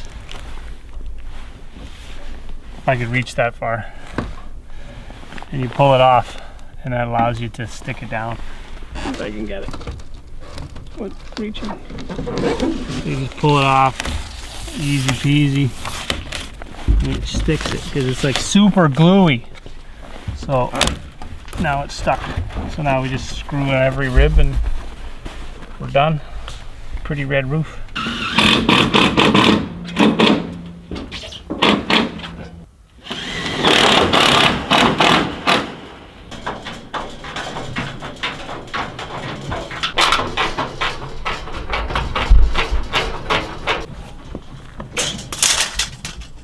That's it, our roof is done. That was the last piece we needed to trim off. Cap's on, everything's on, flashing's on. It is 100% leak proof at this very moment. The only thing is the cabin is actually not really getting all that warm because there's so much siding missing. So that's going to be the next order of business. We're going to have to wrap up all the exterior trim finishing, and then we'll actually have something that keeps us warm. It's actually not too bad in here. By the fire it's a little warm, but you can see there's lots of holes still. Holes everywhere. Holes up here, holes at the back. So we got quite a bit of work left. So that'll continue in the next episode. Try to get everything tidied up, finish up the exterior. And I think that'll wrap up season number 1 of the small cabin build. And then of course we're going to work on the interior finishes. There's a lot left to do before we get this to where it's an all-season cabin. All right guys, we got quite a bit of stuff done. We have to get the siding finished. The idea in season 1 is just to finish up the exterior portion, and then season 2 we're going to move on to the inside. We've got, I'd say, probably 40% of the siding put on right now. So it's really leaky. It's not warm yet, but it's getting warmer. We got the stove in, it's fired up. Kevin digging through some nails here because we're gonna finish up the rest of the siding. How many hours do we have in this project so far? A couple. maybe 20 days. I think that's probably right. Plus planning, plus fiddly bits, maybe 25 days in so far. Yeah. If you want to break it down to hours, we're probably about 300 hours. Yeah, it's been a project. So if you guys are planning on building your own cabin, it's gonna take some work. So we got the fire burning here. Like I say, it's still leaky, so we're gonna try to fill in these holes here so that it's actually a cabin. You can see right up to the top there's nothing. So we've Kevin milled some cedar from another property. We couldn't actually find cedar wide enough or big enough to justify ripping them down into siding, so he went to a neighboring farm not very far from here, picked up some pretty big cedars and milled them up. The problem is when the cedars, especially these white cedars, is the larger they get, they tend to go hollow in the middle, and because we're trying to make wide wood, we need to have, there's a sweet spot between big enough and not big enough. That's very well explained. Well, no. Try again. The bigger the cedar gets, the tendency to have a hole in the middle. So we don't want a hole in the middle. So you got to get the maximum width without them going rotten, which is a very fine line. Well, the ones we found here tended to have like forked, and then when they had forks, I guess the water would get in between the forks, so they would crack and split. Or because they forked, they grew taller in the middle. Whatever. They rotted in the middle. So once we cut them open, we'd have a thick board, but it would only be like 3 feet long, which is not very useful, especially for our long walls. So. Well, the ones we actually took down from the neighboring property appeared to be healthy, and then when you get cut into it, middle of it's rotten. Well, so there you go. The trick with cedar. So I guess thinner or wide, not as wide boards that you have available for cedar, but it's an excellent wood to use for siding because of its water repelling natural properties, the oils it has. So let's get going. Let's get building. oh, look at that. A little higher on the right, a little lower on the right, a little lower. Look at it. Right there.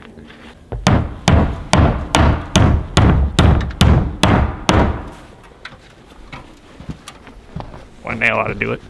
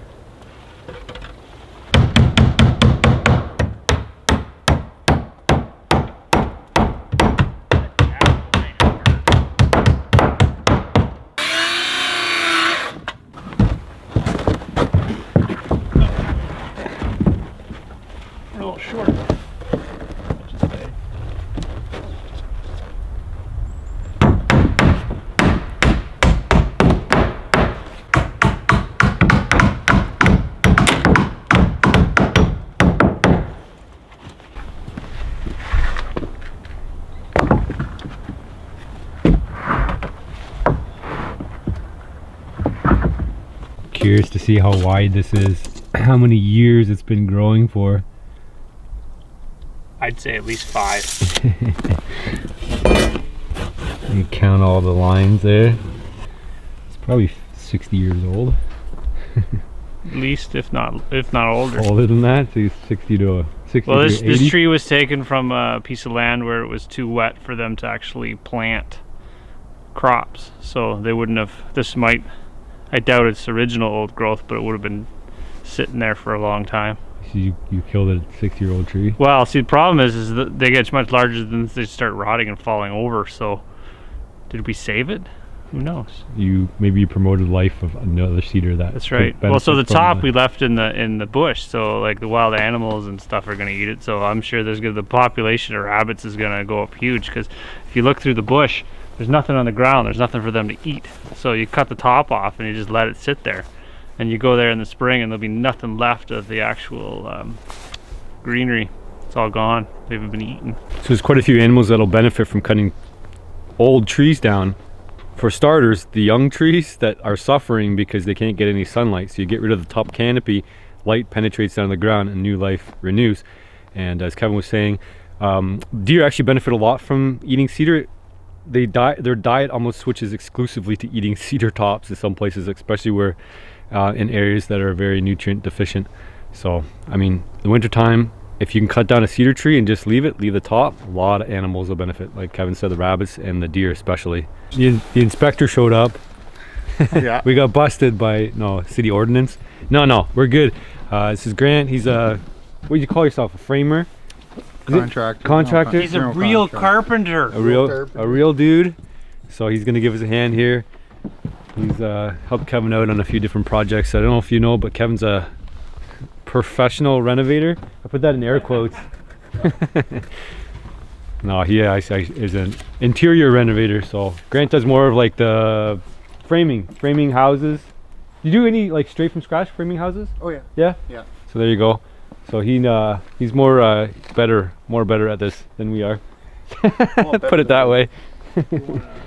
No, Kevin does really nice work on interior stuff. So, but there's a whole set of trades that go into building a house, as you know. It's good to know a little bit of everything. We don't have to be really good at anything or everything, but obviously you have to put all the skill sets together when you build something like this. It's a lot of different things, and we've done all the little things. But to specialize in one thing is one thing. but to specialize in a bunch of things is almost impossible. So when we can call in a buddy to come out and give us a hand and get us through these like last little nitty-gritty bits, we'll use it.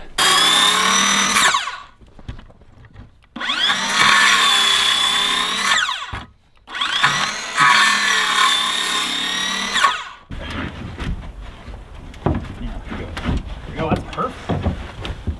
Third time's a charm.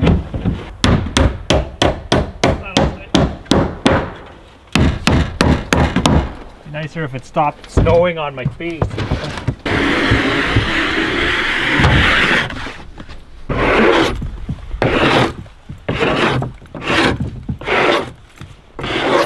So we've got our exposed rafter tails here, Just on the line. and what we need to do is fill in the gap there. Obviously we can't have that gap, because if you look on the inside here, that'll be drafty. So Grant's squaring up live edge here. We're gonna cut that off, and then we're gonna jam it up all the way to the top there to fill in that space. And then when we insulate the roof, that'll fill in the rest of the gap. We don't want things like carpenter ants and mice crawling up the walls, and bees and all sorts of nasty things climbing up inside.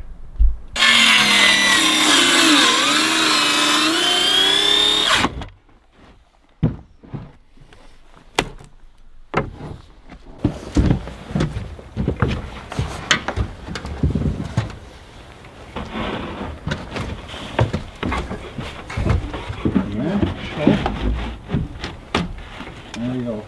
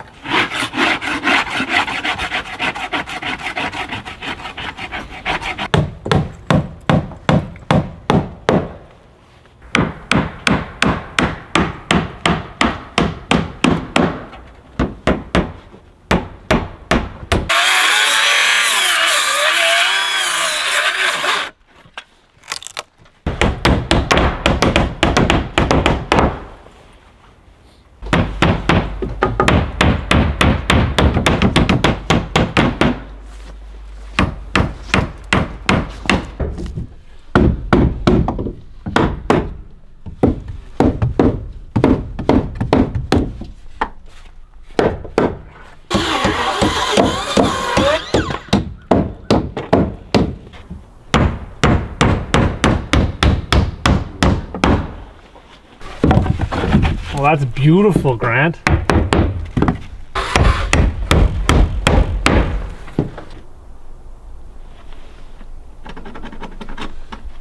That to nothing. Yeah. Ready?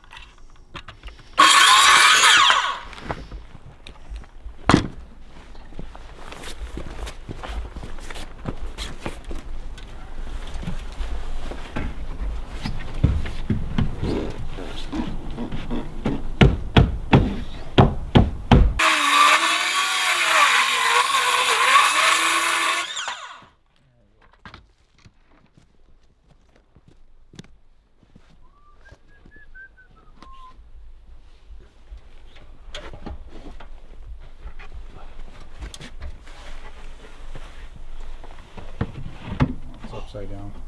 What? It's upside down. You should have to think about it too.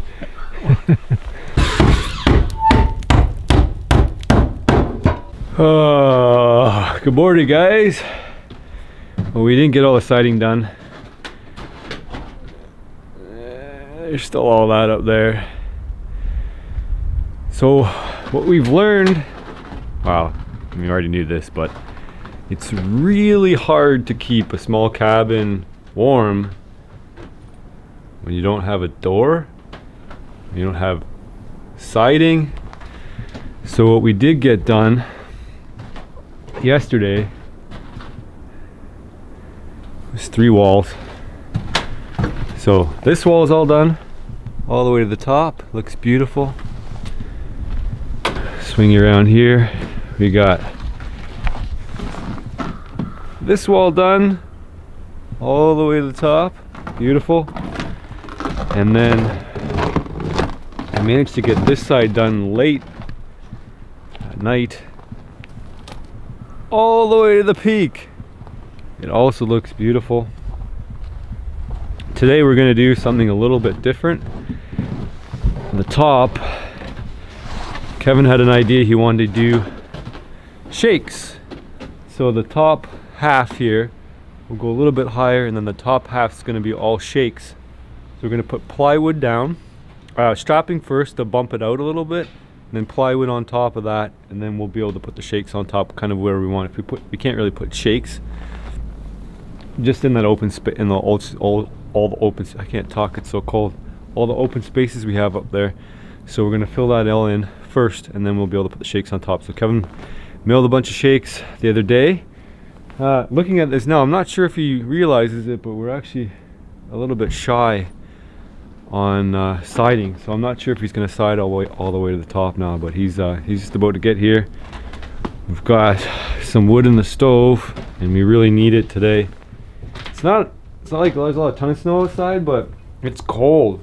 So we got the stove rocking, but like I said, I'm gonna turn around here.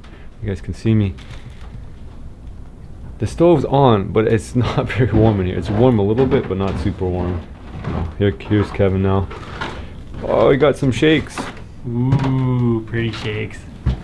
Use the shake machine for that. Yeah. Look how nice those shakes are. Here, go this side here. See how nice those shakes are? These are the white ash shakes, so they're hardwood shake.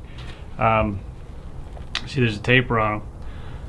These the emerald ash borer is killing all the ash trees pretty much in all North America. So we basically salvaged this ash tree to cut them shakes, and they're going to be the front of the cabin. So you're gonna have to show us how you make those shakes on the Norwood. Yes, on the Norwood shake maker, there's a jig. We set up the log, we cut it into blocks about this size, and then we skim them off. It looks really cool, actually. It's a really neat system. All right, well, we'll have a look at that after. Right now we're gonna get organized and we're gonna get started here.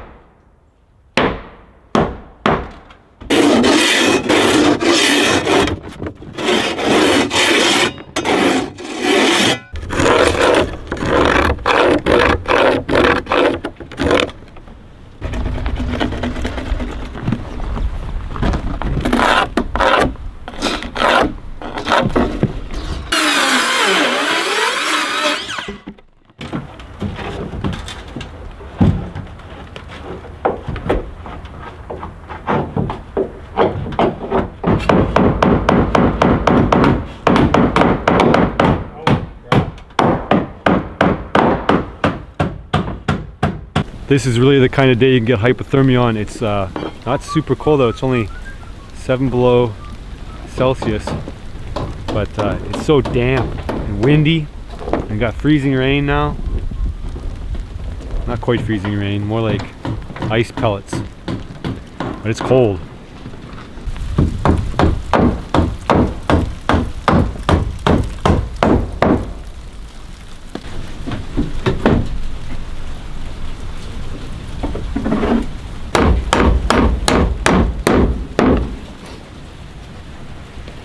Make sure you get the snot dripping off my nose.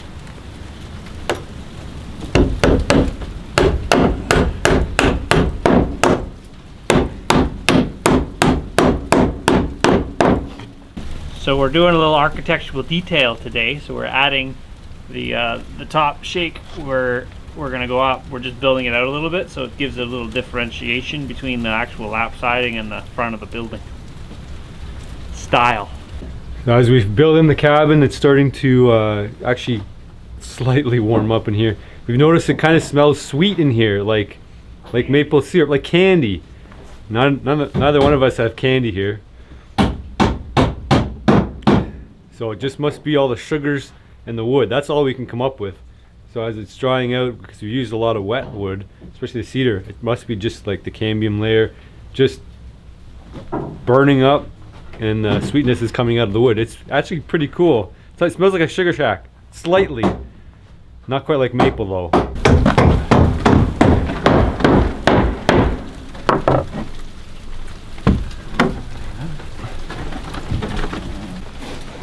It's actually quite warm.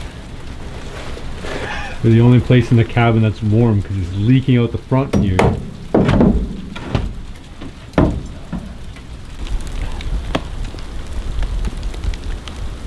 This guy here has been our mascot for the build. So I made this guy into raccoon burgers, but I left him out on the tree here. The chickadees like to land on the inside and pick out all the fat. So he's been staying here and feeding the birds. And I'm sure those chickadees are really appreciating it. They crawl up inside and they pick the fat that's left over on the inside there. So nothing goes to waste. So focused. We gotta do our sheeting here. We got no perspective from this side. Can't get on the other side. How about that? We gotta put sheets up. Sheet of plywood. So we gotta measure it out. Cut the angles on both sides. We can fill in this window. So there's some angles involved.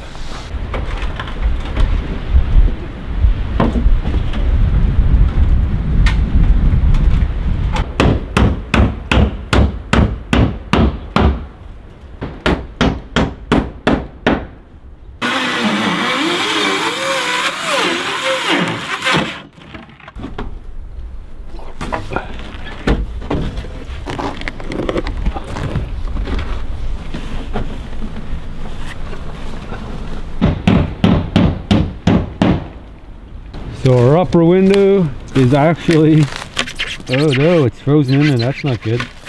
Oh, this is very delicate. So this is going to go in the top window section. You gotta cut it out. To cut this out of the middle.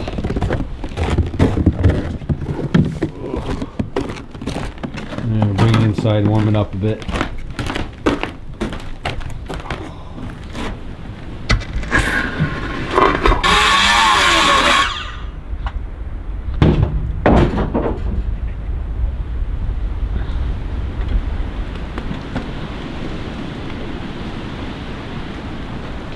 Let's go have a peek up here. Oh, don't get hit in the head.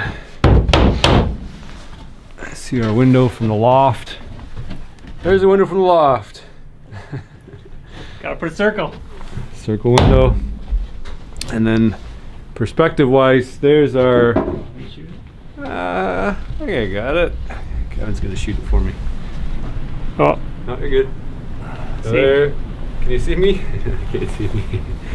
There you go. That'll be our loft space over here. We'll put our 2 beds, maybe 2 beds. We're thinking about 2 beds. 2 single beds, one on either side. So that way you can maybe hang out with somebody you don't really know too well. Have some divide in the middle, and then you'll have a nice view here. Is this window gonna open? Yeah, it's gonna pivot up like an awning window. I'm thinking more like sharpshooter window. Like an awning. Sharpshooter window. I actually can put a bait site right over there and put some corn, maybe a food plot. That'll be the perfect place to get deer. Maybe it's just one of those removable windows then. I like the idea of just like, oh, there's a deer, and popping it open and just...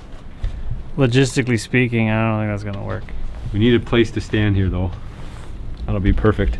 All right, so you guys get the idea? We got a circle window. Now all we have to do is put the shakes on the outside and make it look pretty. So a buddy of mine called me up and he was tearing down this old commercial building, industrial commercial building, and he was like, you want to come grab anything? And I went, yeah. So I've always kind of wanted one of these doors. It's one of these little plastic flappy doors. And I thought, what the hell am I ever going to do with this thing? And turns out it'll be useful here for temporary door. What is it? I think it's a plastic door. I don't know. It's like you can walk through it, but it still closes, so it keeps the heat and cold out, and you can still walk through it. It's more like a... Reminds me of like a butcher shop door or a supermarket door. It might be. Employees only area. Yeah. They move food in and out of the grocery store. That's what it looks like to me. It's Could gonna be our temporary door. All right, throw it up. Can you do it by yourself or not? No.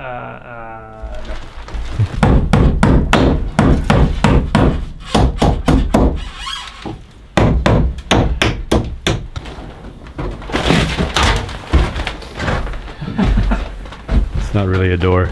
It's a door.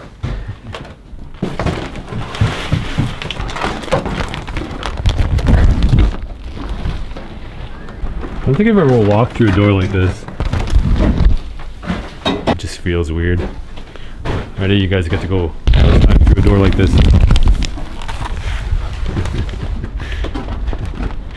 That's funny. My initial vote was not to put the door in because then there's no incentive to actually build a door. Just like if it was nice outside, there wouldn't be much incentive to build a cabin. Here we are. We got a temporary door. It won't hold us back. It's nice and warm in here. It's warmer. But you gotta give it a minute. We closed the door like 3 seconds ago. We don't have any thermal mass in here either. Well, it was a giant ice cube when we started this morning, so... You have to stick around to figure out how we're gonna insulate and finish the interior, because we got a few things planned. Collecting some animal skins and some skulls. I think that'd be pretty cool and appropriate decoration. And Kevin's talking about doing some spray foam. It's just gonna totally bust the budget, so we'll see if that happens. But we're also talking about some slip straw. That'd be pretty neat because that's more in tune with using materials from around us. So if you're not sure what that is, you'll have to look it up, or you could just wait and we'll show you how we do it, if we do it. But those are some of the ideas we're playing around with. Obviously there's a low cost and there's a high cost, and then there's a like do it right, and then there's a just do it. I mean, they're both kind of right. So what are you gonna do? You're gonna pull the plastic off. We haven't had a look up here in a while. It's been all buried. There. Look at the loft area. It's always hard to get the perspective, but you can't get up there and step on it. But it is a pretty big area. You can easily stand up in the middle. There you go. You know what's 2 jumping jacks? Actually, it looks pretty cool from here. You should follow us on Instagram if you already haven't. Yeah, I'll Instagram you. I'll link up. I've got starting an Instagram. Kevin's got a little bit more of a go on his, so I'll link up those. That'll be down in the description. You guys can find those if you want some more like real-time images of what we're up to. This actually looks really cool from here. Here. Yeah, shade the camera over. It's already running. Already running? It looks really, really cool from here. You're thinking like I have no clue what's going on from here. You can open the back window too. Is it hot up there? It's kind of warm. Warm-ish. There's so many holes still. Oh, the doors and windows locked. You can.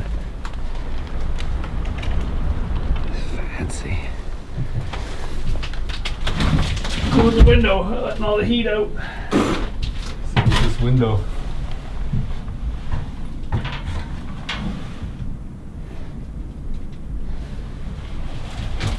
Put a little balcony up here, a little perch. So what I'm thinking is, from where Kevin is, there's obviously this gap between here.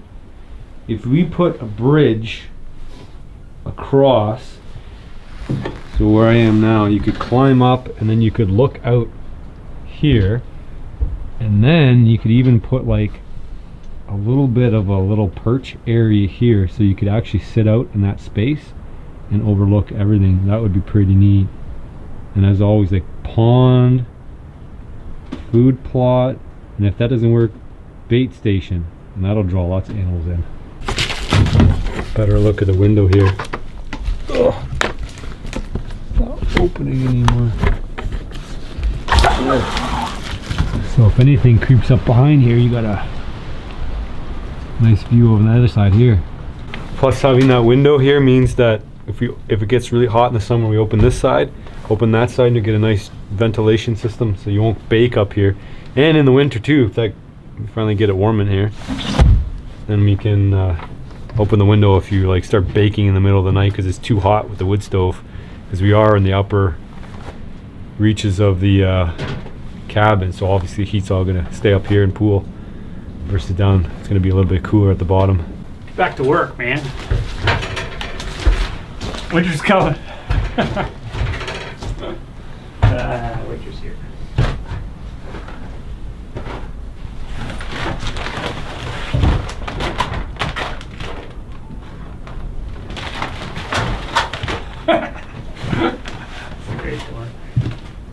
So we originally put this plastic up here to protect it, so we don't need it anymore. And there's a lot of sawdust, so we're gonna roll it up, throw it out the window.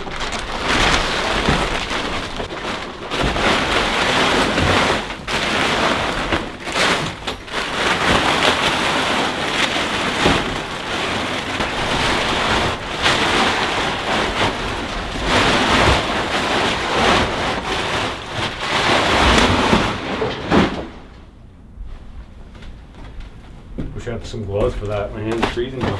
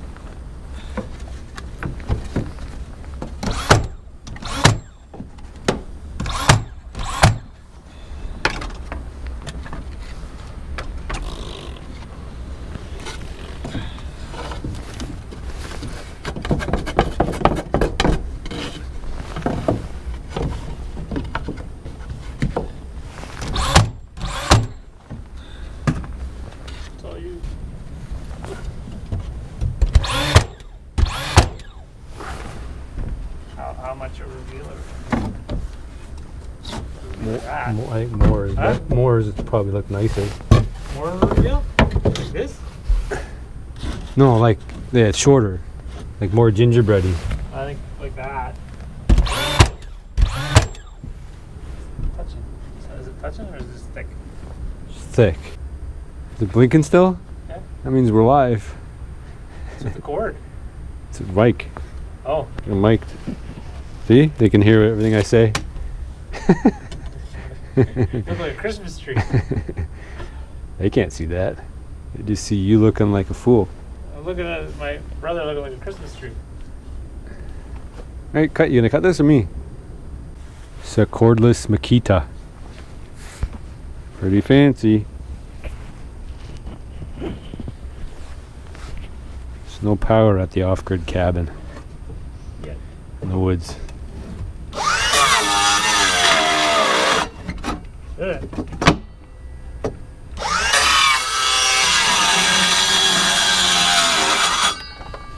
Oh, Kevin decided to go all jaggedy so that nobody could tell that he was messing up. If you go randos and nobody knows, it tricks your eye and you can just put it wherever you want.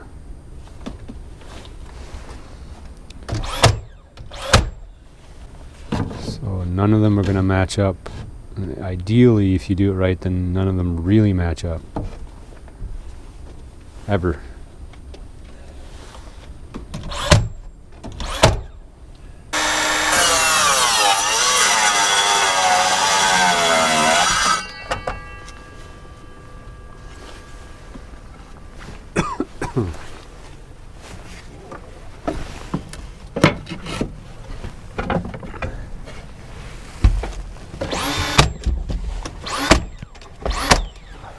When I made my bear beard oil, predator oil for my beard, I used bear fat, boil it, or rendered it all down rather. What was left was the cracklings and kind of the burnt fat and all that stuff. So what I did was I took a piece of bread, I soaked it all in the cracklings. What I'm going to do is I'm going to leave it on the log back here. We got a piece of wood here, keep it out of the snow.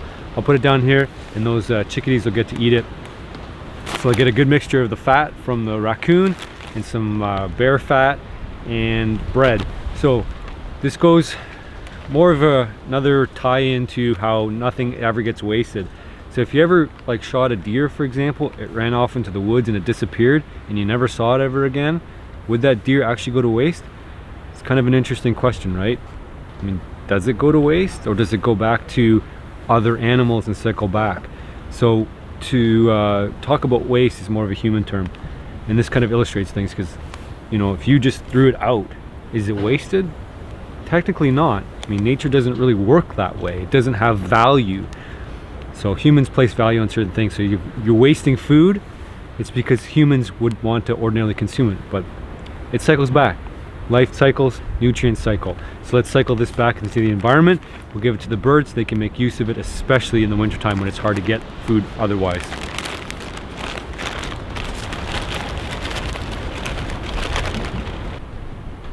So there we go. We'll feed our chickadee friends, our new neighbors.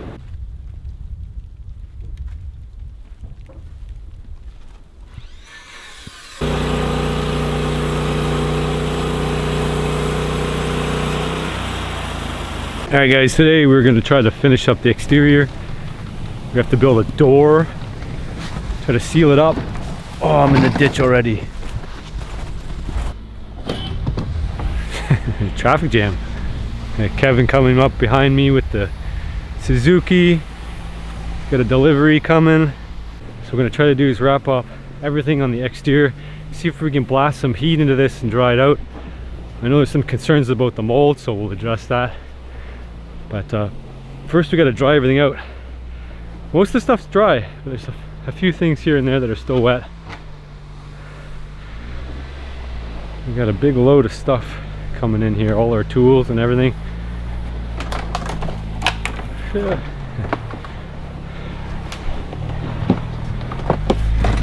Stuck on a log, stuck on a tree.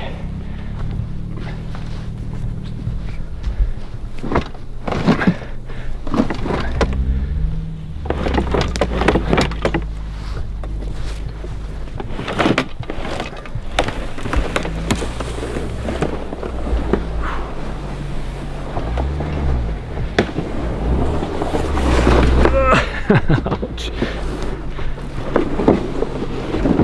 Definitely warmer in there. You living in there now? Oh yeah. Set up shop? Set up shop.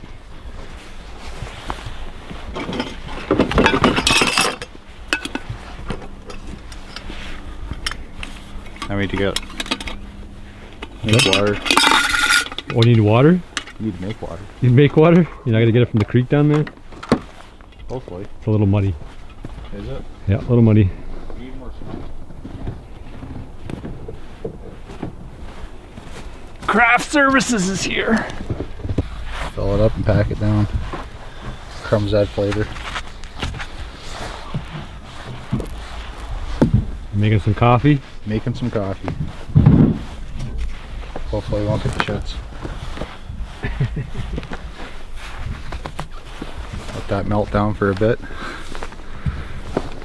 Yeah, if you've ever melted snow for water, it's by volume, it's mostly air, so you probably need, you figure 3 probably, right? 3 times. Yeah, at least 3 times, and it gets better over time. So as it goes down to liquid, you can add more, and then it melts way better. Yeah, it melts faster, but it does take a while for it to start working.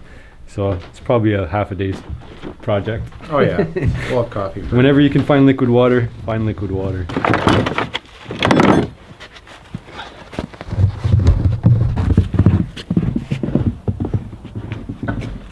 I made him do this twice.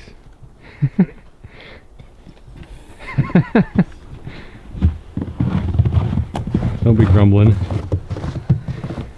Isn't it beautiful cedar? What is it for? It's for the door. We're gonna maybe get this thing closed in today. Build this up Exciting. on the Norwood HD36 the other day. Some nice stuff. Kind of want to put it in my house. What is going in your house? Little house. So Kevin said, bring some food out, we can cook it for lunch. So he's gonna make an egg sandwich or something. I don't know if he changed his mind on that. I said I had some rabbit stew, and he said gross. So I'll eat the rabbit stew. yeah, there you go. We got Grant's gonna eat the rabbit stew. So we got our broth. I just stored it all separately so it didn't leak. So I got the broth in here, and then we got our rabbit stew meat, and there's some carrots left over in there. Had some potatoes, but they didn't fare very well, so I pulled on all of it. But I actually made a rabbit sandwich. I'll be on a different video, and that was actually really good. So we're just gonna put the lid on here. We'll let it stew up. Grant's got his coffee on the go. He's refilled once already. That's looking pretty good. He's got quite a bit of liquid, about up to there now on just 1 refill. So there we go. We're gonna have a warm lunch in the cabin. First time. It's like his first meal in the cabin. That's the reward for covering it up. Now actually it feels warm in here a little bit. It's a little drafty, but it still feels warm.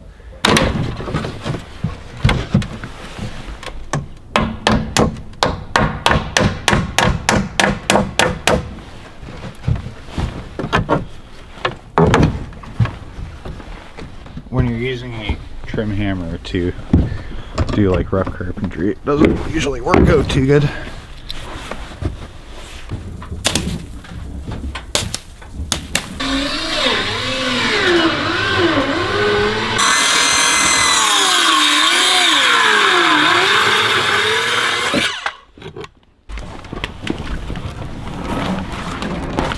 Alright, so this is a funny exchange we had to reenact between Kevin and Grant, who is a professional framer, in spirit of a conversation that was sparked on YouTube about somebody who said we didn't have to put a header over top of everything, that we were wasting our time. If you guys don't understand what a header is, this conversation is probably not going to be all that interesting to you, as it's not that interesting to me. But what is interesting about it is that we're discussing the things that people are leaving comments on, and it just goes to show that everybody has an opinion, and not everybody's opinion is actually correct in the real world. So I'm just going to roll the scene out right now, and then if you guys are really interested about headers, you're going to learn a lot about whether or not you need to use headers. So here we go. Grant, we put a header above every window, we put a header above every door. There's 4 walls in this building. I understand that there, you know, the outside walls or the roof sitting on are load bearing, but so do we just waste our time putting headers around over the doors on the non-load bearing walls? So technically, no, you don't need a header, but proper framing, you put a header in, it stops all kinds of weird crap happening. Things bowing, things moving. You didn't waste your time. If you do it and you're going to do it properly, you have to put a header in. So as a framer, I don't know how many years you've been doing this. How long have you been putting headers in walls that aren't load bearing? Ever since I started 18 years ago. So you're saying in Canada, where we have lots of wood, we can afford to put headers everywhere. Got it.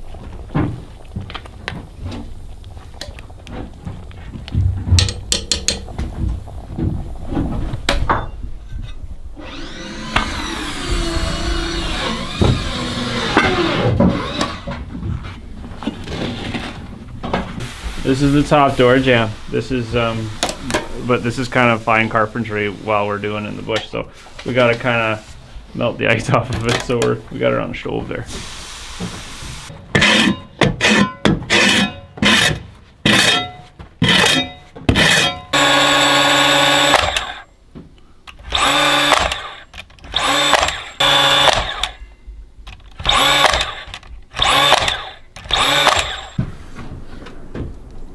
Now we've got it all level. Center it out. You want to go this way, touch. Okay. Are we going flush with the? We're going. I'm gonna set everything. You don't. You're gonna get flack for not using shims. This is called tacking. Shims come in the future. All the little Mike Holmes babies, they can just go stuffing things, steaming stuff. Listen to the crows.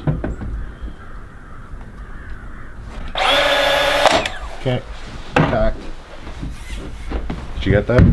Now we can get the shims out. You have to be really comfortable with your masculinity to use a skillet that size. It's not the size that counts. Look at the size of that. Is he? There we go. This is my egg muffin pan. This is my egg McMuffins. I like McDonald's. The Bushman might like beaver and rabbit. I'll eat McDonald's every day.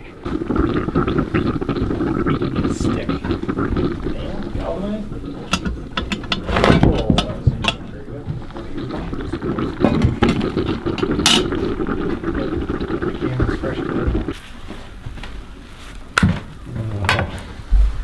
Proud of that? That's right. I could work at McDonald's.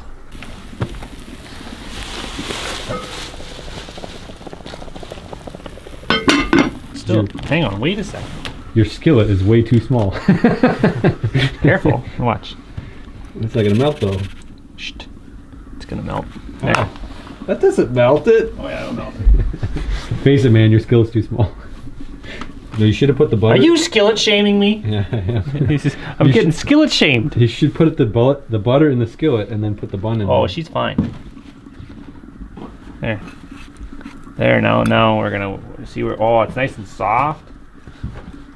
Yep. Look at that. Look at the butter's all, well, it can't be perfect here. You want to get to the other side? There. Part of the egg. There we go. No. There. I'm gonna get shamed by the chefs now. The chefs are gonna like, you're doing that wrong. I'm gonna have 5 comments on how I didn't cook my egg sandwich right. Because you're missing cheese, that's why. Well, I'm gonna put some rabbit on it. Are you really? Some pine needles and maybe some squirrel and raccoon that's out there. It's probably lava. Might be. That's got vegetables on it. What's wrong with vegetables? You gonna put it on or are you gonna try it first? That's rabbit. Wild rabbit. Snowshoe hare. It's hot. Varying hair. Oh, it's not bad. It's not bad. It's not bad. It tastes like, I don't like stew. What does it taste like? Like beefish? Yeah, it's like Yeah, beef. it's stringy, like pulled pork. Pulled pork. There you go. Yeah. That's not bad.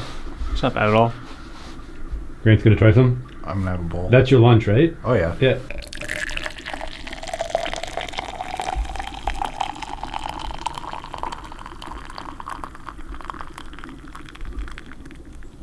There we go. Does Kevin want a coffee? I'm drinking it right out of the pot. Just give her. It's no worse. It's gonna be a little cedary. Straight black. Oh yeah. Nothing in it. It's good. It's perfect. Doesn't even taste like cedar. The water was nice and clear, so nobody peed in the snow. That egg sandwich. It's got the proportion. It's got everything. It tastes a little better when it's in the forest too. So. Where's your cheese? Looks funny without cheese on it. It really does. You guys be sure to leave comments on how Kevin can improve his egg sandwich.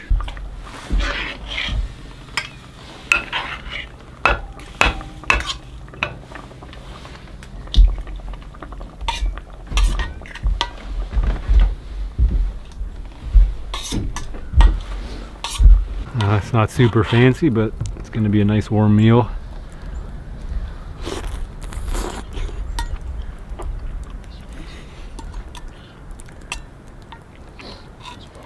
It's pretty good.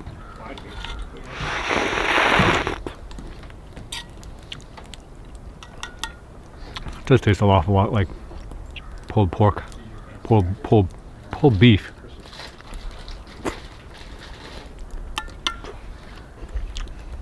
Very good, nice and warm. What do you think? I think it's excellent. Yeah. Feel free to throw some crackers in there. There's no potatoes or carrots or anything. Okay. I fished them out because they didn't freeze well. Froze a little bit. Yeah, and That'll- chew well too because there could be bones. The rabbits went in Rabbit whole, so there could always be like little bits, you know, like Oh, a yeah, chicken, like it could be like a spinal bone or whatever, rib bone. Took it long enough. They go Chew well. mushy. Yeah, they do. I was stewing for probably 3 days, so that'll do it. For the most part. You find one? Yeah. don't swallow the sharp ones. A little bit of spine. Good. Oh yeah. What is it? Do you think it tastes like beef? Like Kevin said? Yeah. Beef Tastes like beef. Yeah. Yeah. I've had it before. I've had not stewed, but I've had it roasted, I guess. Yeah. It was good. Yeah. That's actually good on the sandwich. Like if you just pull that meat out now, that's what I was saving it for, and then I had the broth, and I'm like, I might as well just put it back together, eat it today. Oh yeah. But if you pull that out, and put it in a sandwich, it's awesome. Perfect like that. No, buddy. Where are you from? There you go. Ready?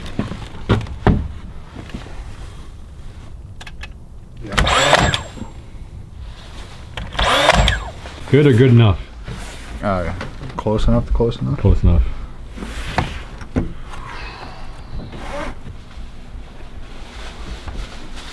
That's good. That's good. Okay.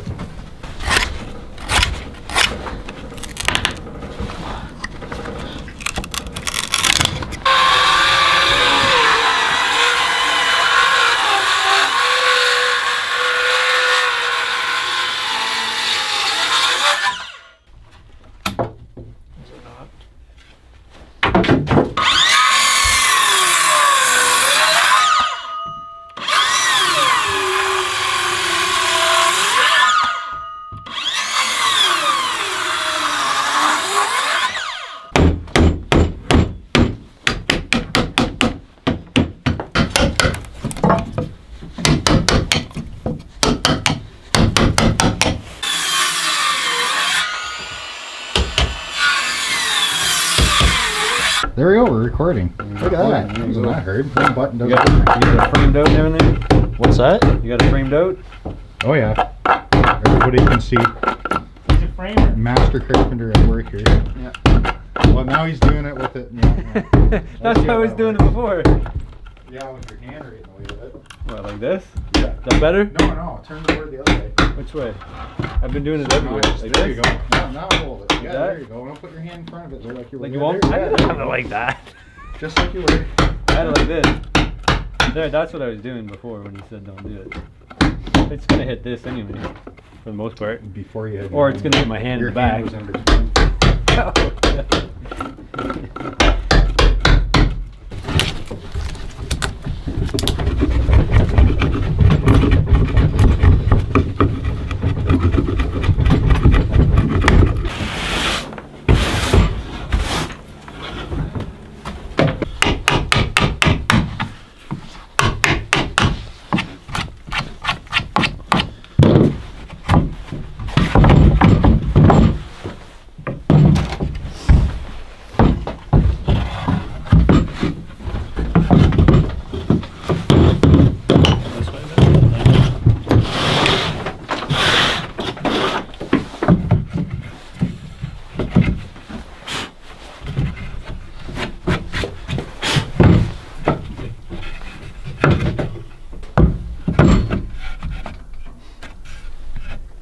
Right, now that we got all our pieces, now we get to glue it together.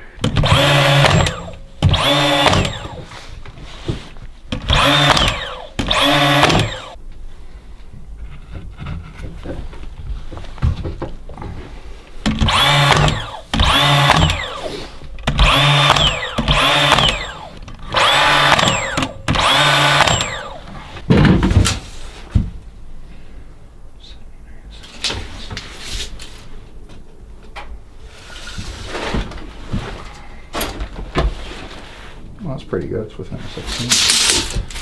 The square? per Measure square. measure one corner, opposite corners. Opposite corners, yeah, and that gives you square. Within a 16th is not bad for this place. What are you saying? Nothing at all.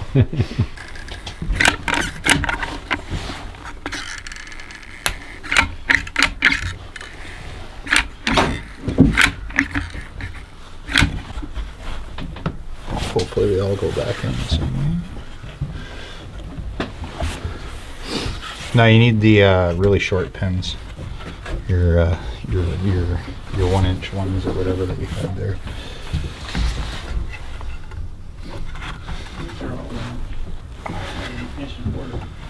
No, you need the short ones for these. The 1.25 or for connecting everything.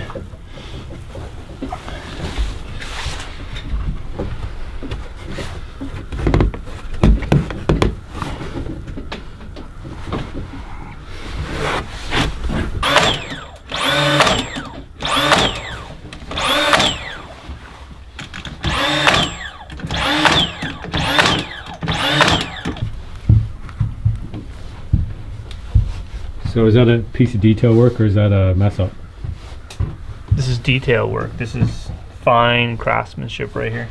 Do you know what it was? Because I find measuring to 1/2 inch and then you just kind of put this piece in. If I had some tape and mud, I'd mud and tape this right here. Good, quick, or choose to. There's some sawdust in there too. Oh, here. So it's either a mess up or character. Either way, we did it. We own it. It's something we made. So a lot of love went into it. Put it that way.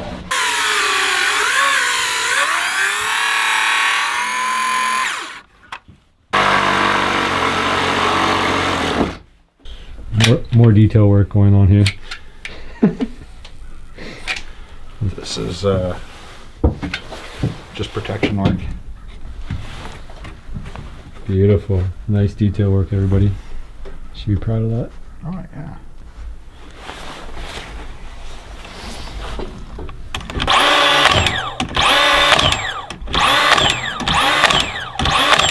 That's called bespoke.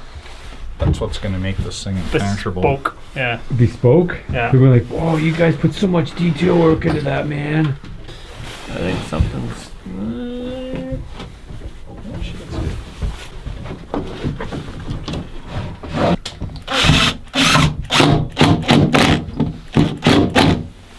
We're good there. You know what we could do is bang the jam out. Bang it out, yeah. Let's bang the jam. Oh, look, it fits in. Like we'll just bang the jam. We can bang it over, yeah. Yeah. It's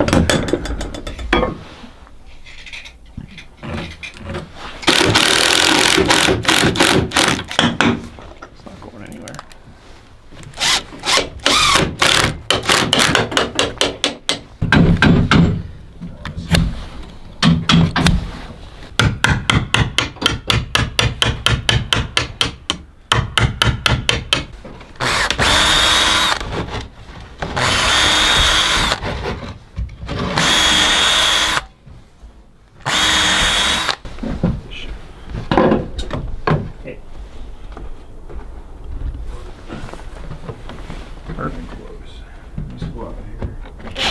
I'm just stabilizing it. Is that good? That's pretty good. Opener? Opener more. Don't suck them in too hard. Just do one per. Do the bottom one first. In. Oh, look at that. Yeah, see, okay, so that's how crooked the jam is. Oh, it's my hinge. I cut that thing.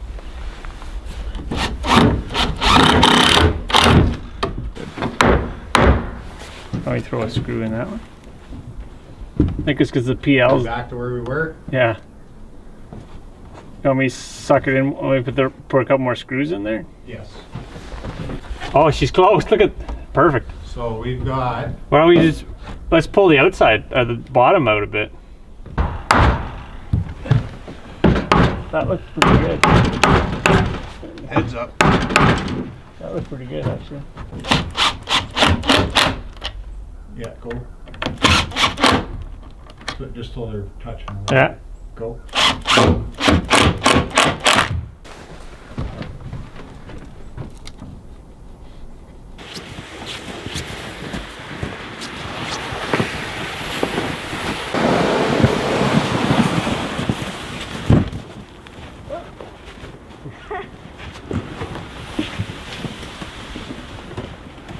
Hey Bean!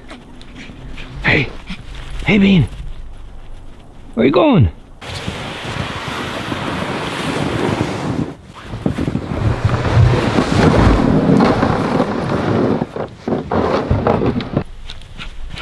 Hey Bean! Hey Bean! Come here! Come here! Who's a good dog? Who's a good dog? You afraid of the camera, you silly goose? You afraid? Come here! She's afraid of the camera. Bean, who's that?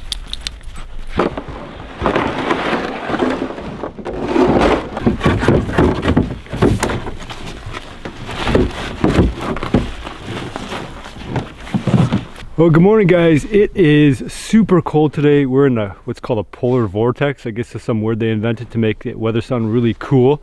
So yeah, it's really cool today. We got an epic episode today. Today's the season finale of season 1 of Small Cabin Build. Season finale because we're almost wrapped up our exterior work. We have a few detail things. That's what we're going to be doing today. We have a sponsor for this video, Epic Performance Bars.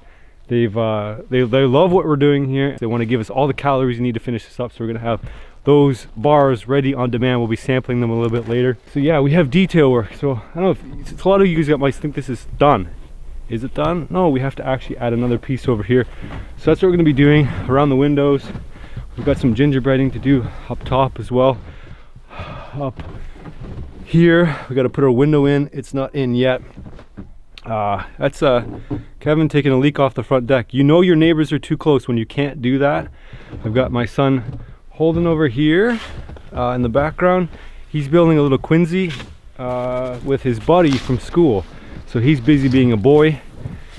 We'll keep out of his way. He'll keep out of our way. We've got our raccoon friend up in the tree over. Can we get him? I don't know if I got him or not, but anyway, the chickadees are having a meal out of that. We're gonna add some bread to the pile. So yeah, I've got quite a few things on the go. You just check out this roof. It's full of snow, packed full of snow. So our Vic West roof is going. We have some big plans for season 2. We have a generator on the way. So that's gonna be news for season 2. We got our door in. We got our year-round resident, Kevin. See, we have matching snowsuits from the 80s. They are actually from the 80s. What's interesting here, if I get my other glove on, so I don't freeze my hand off. I always get tired. Kevin's got a onesie on. I picked this up in July for $5 at a junk store because winter was never coming in July. So you guys know we're frugal livers. This snowsuit's actually from my dad. You guys know the stories on that. The royal purple color. I got like the bluish. He's got the blue, so he's actually more in style than I am. But it's still a onesie. It's pretty funny. It's like a kid suit. You got to get a full view of that. Okay, we got to back up. That's how you stay warm. A onesie, top to bottom, all one piece, so it keeps the heat all the way from top to bottom. Well, currently it's minus 11 Fahrenheit. Yeah, which is about minus 24 Celsius, and this is about the only temperature I can wear this without sweating. I have a list of cabin concerns, so it's going to be about building confidence. Your confidence. We already know what we're doing for the most part. We've been gagging a little bit about what we've been doing and how well we've been doing it. So I've got a list in my pocket, and we're going to address every single one of the concerns that was presented so far. So you're going to stay tuned for that. To talk about the foundation, we're going to talk about mold, we're going to talk about, geez, what was else? Oh, the lap siding, the nails, everything, all the way top to bottom. We got a bunch of things we got to deal with. Well, what's the plan? Get to work? Stay warm. Stay warm. Stay warm and get to work. Get it done. Get the job done.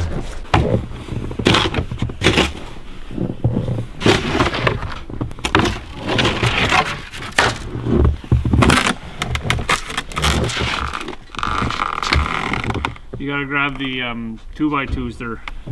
They're in there. In the snow? Yeah, somewhere there. Do we need them? Yes.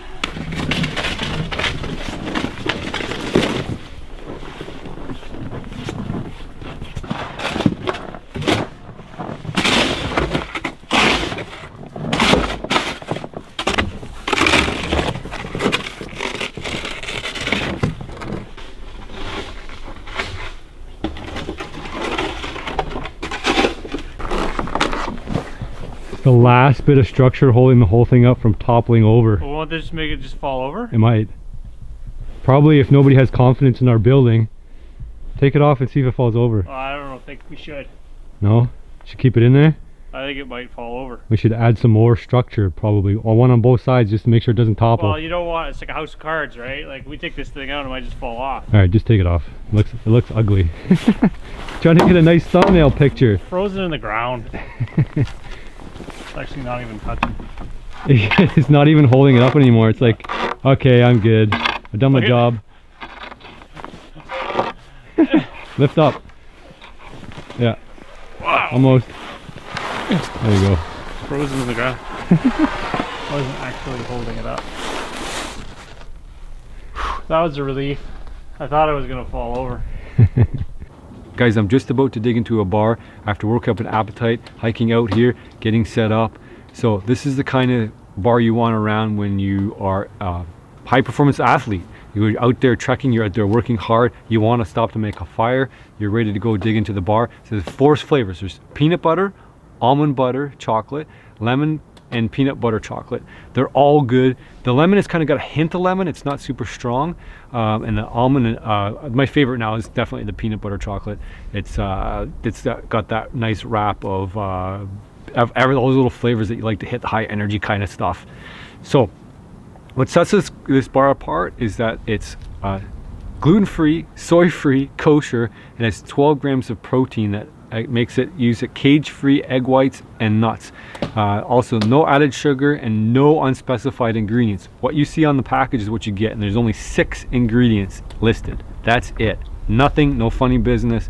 Be guaranteed that what you want is exactly what is in the bar. The bar is paleo and Whole30 compliant, so no concerns there. This is the perfect snack for anybody who wants a straightforward, high energy snack bar. Guys, if you order as an Amazon subscribe and save member, you're gonna get, as a Prime member, you're gonna get 5% off when you subscribe and save, and you're gonna get up to 15% off when you just subscribe and save at least 5 times. You can set your orders through Amazon.com or the Amazon app, and you can set it to deliver exactly when you want it, and you can be confident that it's gonna get there when you need it. All right, so guys, I got myself a peanut butter chocolate. I'm gonna give it a go and give you guys an idea of what it tastes like.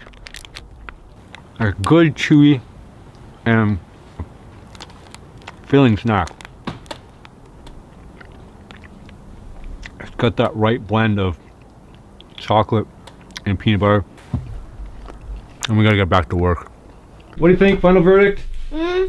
I like it. It's chewy, but it tastes really good. Does it feel like it's full of energy? Right on. All right, cool. We're gonna be doing an experiment today. This is Celsius. You guys are gonna have to do your own conversions. We got minus, I'd say that's probably minus 18 degrees Celsius. Let's just say each dash is 2. So that's exterior temperature. We're gonna bring it inside and we're gonna see what we can generate with our stove. See what we can raise the temperature by how much. All right, let's move it in, and we'll have to check back and see what it reads out later. We'll do a ground level test here first, and then we'll move it up in the loft. So let it sit here. We'll check back in a second. All right, which one did you pick? I picked the peanut butter chocolate one. How's it taste? It tastes good. Filling? I think it's well, I've only taken 1 bite, so I imagine it's filling because I've been chewing that for a little while, but it's good. I like it. Yeah, well, it's a little hard to eat a snack bar at minus 15. Well, right? it's kind of frozen, right? Like, I think if you want a quick food on the go, this is the way to go. Yeah, that's the idea behind the bar. It's for active lifestyle. On the go. Bang, bang, bang. Get her done. It's good stuff. Back to work. Huh. Yeah, snack time's over.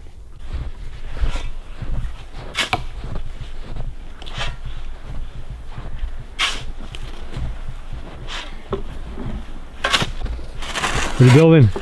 Quincy. Yeah, how does it work? So basically, you just shovel snow on top, and then after you get to the height you want, you dig out, or you let it sit for a bit, and then until the snow's hard, and then you dig out a hole inside of it, and you can sit in it. Is that like an igloo? is an igloo. It's a different kind of igloo. Yeah. Right? It's not made of ice. Well, it's not made of ice or hard snow. It's really warm inside. Warm inside? Are you gonna show me how you do it when you got it all done? Yeah. Yeah. All right, cool. Or is it just a big old... Well, it just looks like nothing right now. Okay, so I'm gonna pull it out, right? Yeah, sure. You ready? Yeah, I'm ready. So I made the porthole window. It's an old lens from a overhead bay window. What's an overhead bay window? I don't know what it is. It's not an overhead bay window. Sorry, we're gonna start that over again. No, just keep going. It's a lens from a light, a really big light fixture, and it was sitting up in the like a high bay, like you'd see it at like, I don't know, a grocery store or like a big warehouse. So that's used to sit like this. So it's just a piece of glass. So what I did was wait. So is it protecting a light? It was protecting a light. It was sitting up in the ceiling like this. Industrial light. Big light. Yeah. Okay, I got it. And so at the scrapyard they had them and they were taking them apart. And so when I was there, I was like, "What are you guys going to do with that?" They said, "Well, we got to pay to get rid of them." So I said, "I'll take them." So, anyways, I've got a number of these, probably half a dozen or so. But the problem is they were just a piece of glass. So mounting a piece of glass is difficult at best. So what I did was I've actually taken a piece of pipe and I've slid it down the center and then kind of attached it to the edge. I've siliconed both sides to attach it to the window, and then what I'm going to do is actually put another piece of pipe around the opening, and then I'm going to slide it in, and it's going to just sit there. And then in the summertime when it's actually warmer and you want to have air movement, I'm going to make another hoop, like a hula hoop, and I'm going to add screen to it. So in the summertime you can just remove the glass completely and just have a screen there to protect you from the bugs. All right. So the point is, you can't just mount a piece of glass. Well, you could. To the wall. We wanted to make it removable, and the original plan was to have it opening, but that's just not going to happen. Oh, okay, I get it. And we have to have screen here because the mosquitoes and black flies will eat you alive. Can't just leave it open, right? Right. Right. Okay. Cool. Thanks. They'll appreciate knowing how that you did that, like voodoo magic. It's poof, done, just like on TV. What do you guys think of that? An antler handle door. Antler handle. I don't know how to say that. Antler handle door handle. Antler handle. An antler handle. How about that? We'll just call it an antler handle. How many times have I said antler handle? So my buddy Aaron Nelson on YouTube gave me an idea. He said, you got to put an antler shed for a door handle on the front door. And I said, that's a good idea. There's quite a bit of a story behind this antler.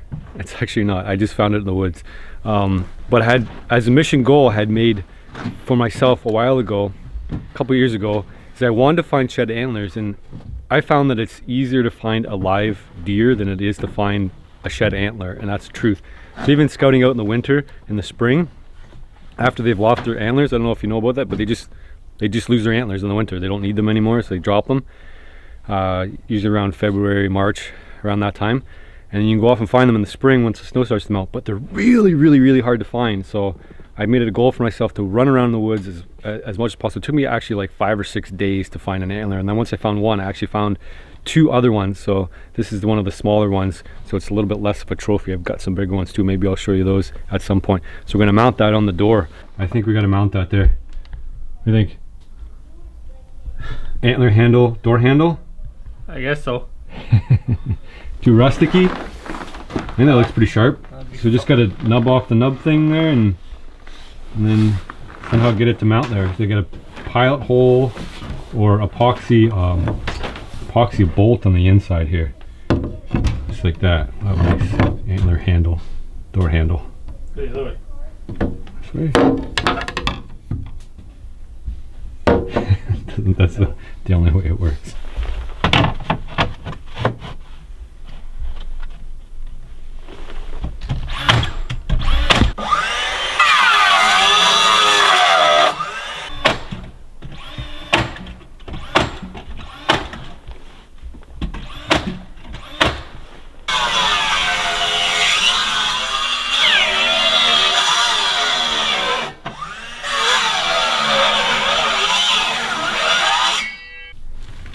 What's it like working at minus -1 billion degrees? At 21?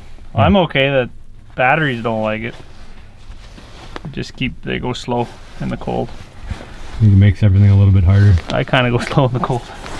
Yeah. Everything goes slower in the cold, especially the mosquitoes, which is pretty much why we're doing it now. The mosquitoes are sometimes, often, almost always worse.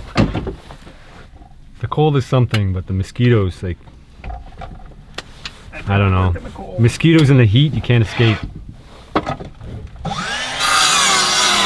fun.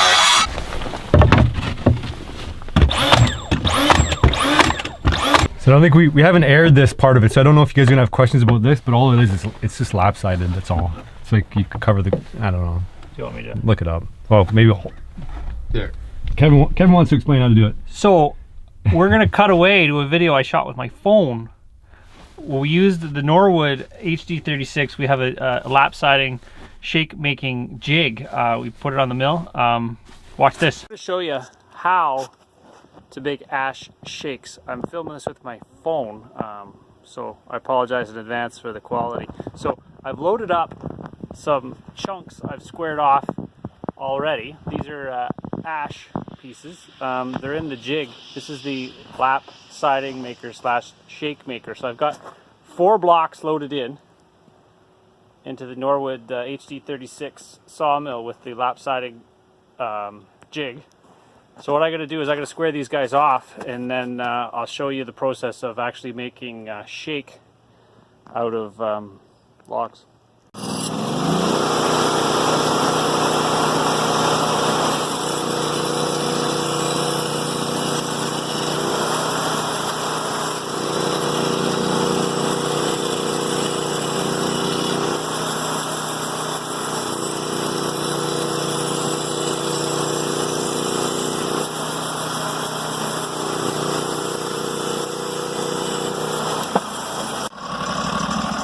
So you can see I've done a couple of shake, just taking them off the mill, so you can see your taper, right? You can see make 4 at a time.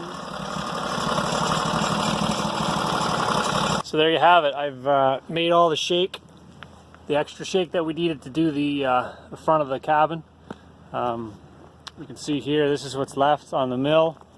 At the end, you can't cut all the way down to the bottom because obviously you'll hit the guide, but anyways, I think this is a pretty good yield for what I started with. So this will get nailed up onto the front. If you've ever done any roofing, it's just like it sheds the water, so there's no way for the water to get in because of how it's lapped. Because there's sheeting underneath this. Yeah, there's a layer of plywood, and then these are ash shake. So we're using ash from the forest. You guys may know where the emerald ash borer is pretty much decimating the ash population, pretty much in North America. So they're dying everywhere. These ones are a little bit more dangerous, although it's a bit slower.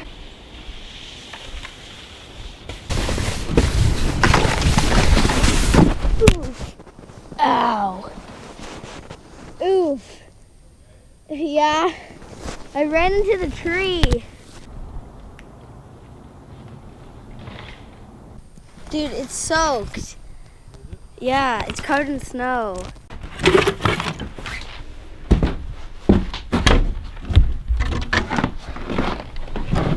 Guys, nailed. So we've got the shake on the wall. Now I'm going to cut the circle out again in order to accommodate the round porthole window. To do so, I got my little pull saw, and hopefully it's going to work. It's pretty hard wood. You're going to work. Yeah. So it's not going to do anything. It's always going to assist your effort. It's so warm in there. Yeah, well, not anymore. Get the window in. Oh, it's like drafty. Yeah, right.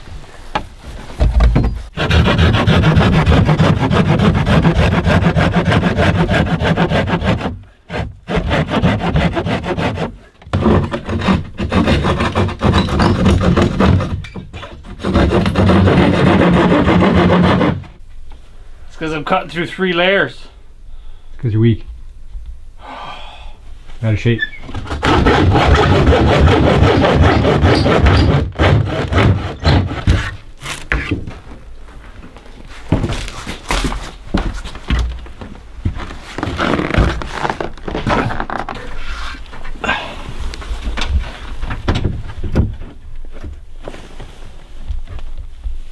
with your little, you've got little corners everywhere that are touching. Yeah, it's gotta be trimmed out on the inside. Or you can, if you put it from the inside, it might fit. But you might want to cut those little corners off. There's a corner at the top left, my side.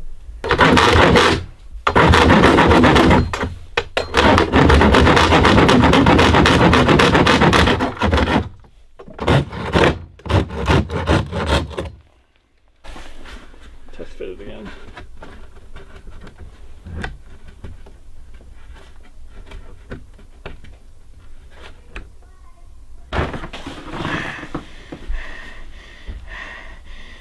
You're sliding? Yeah. Fun? Yeah. I wanna go in the loft. Okay. What do we do? The window? Don't push it out. You mean so it doesn't fall forward? I don't want it to fall through the window.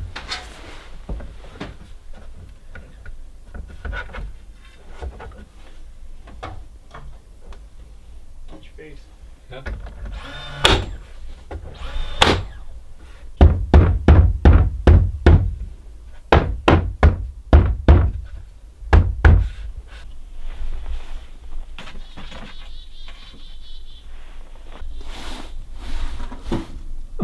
You doing a selfie?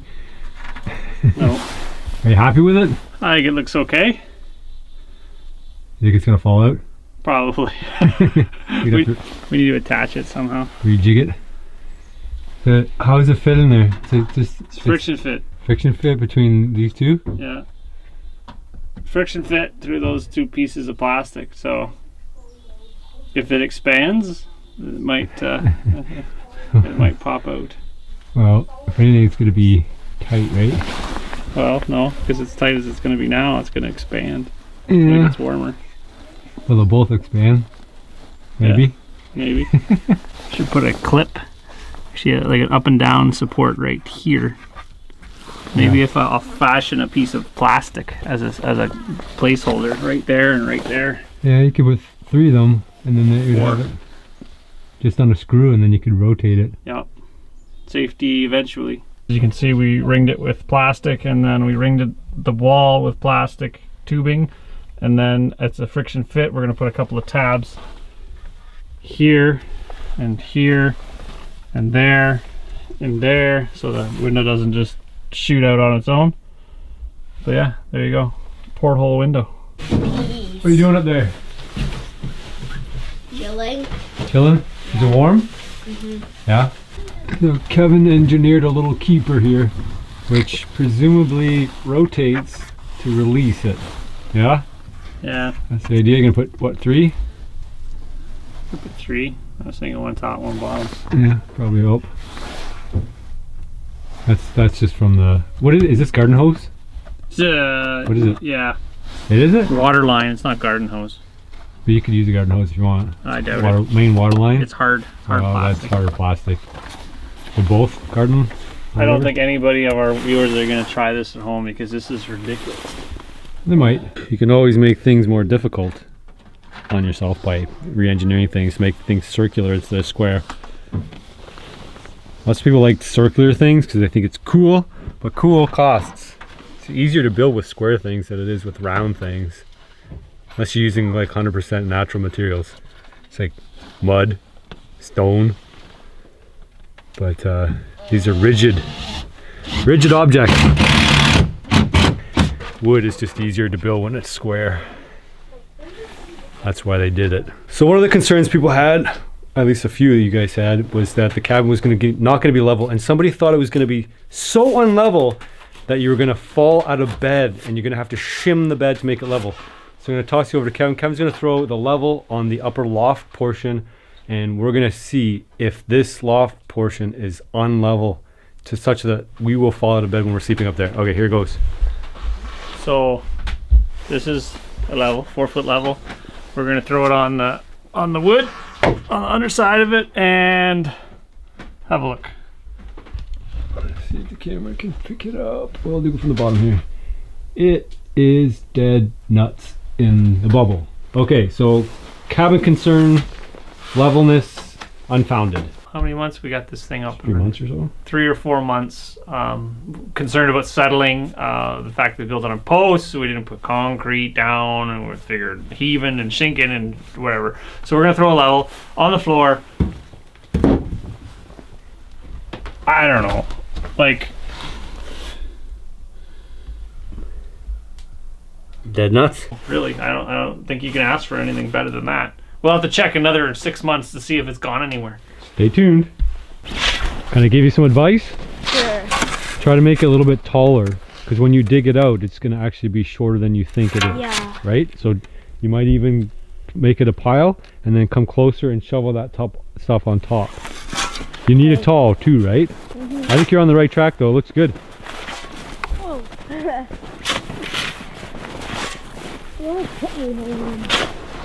Put all the snow on the top, right? Yeah. So you'll probably want it the middle to be about this high at least. Okay? And then if you want to be able to stand up inside of it, you need it to be taller than you plus a foot for the structure. Yeah, Right? that'll be hard. That'll be hard. All right, I'll check back in. All right, let's do the thermometer check in. We are -10, still below zero. So for us in Canada, anything below zero is considered freezing. So the minuses are all below the level of freezing. So 20 is a nice day, 20 is a super cold day, -10 is a not a bad cold day, and then +10 is kind of a nice spring day. So anything around 30 is a really hot day, and -30, you might as well not go outside anymore. FBI, open up!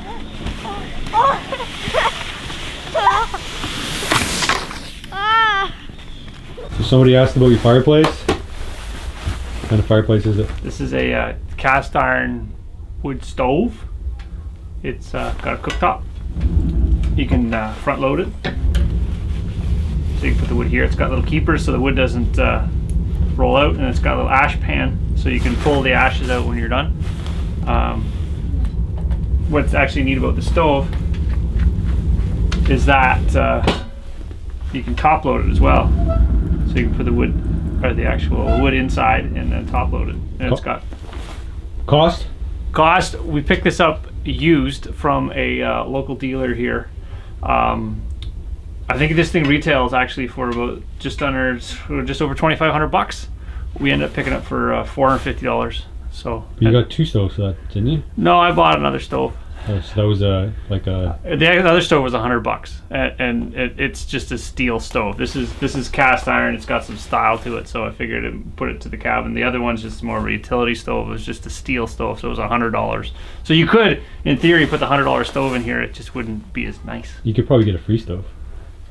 I'd imagine you could get a free stove. $50. $50 will get you a stove if you look long enough. Yeah, I'm kind of a wood snob.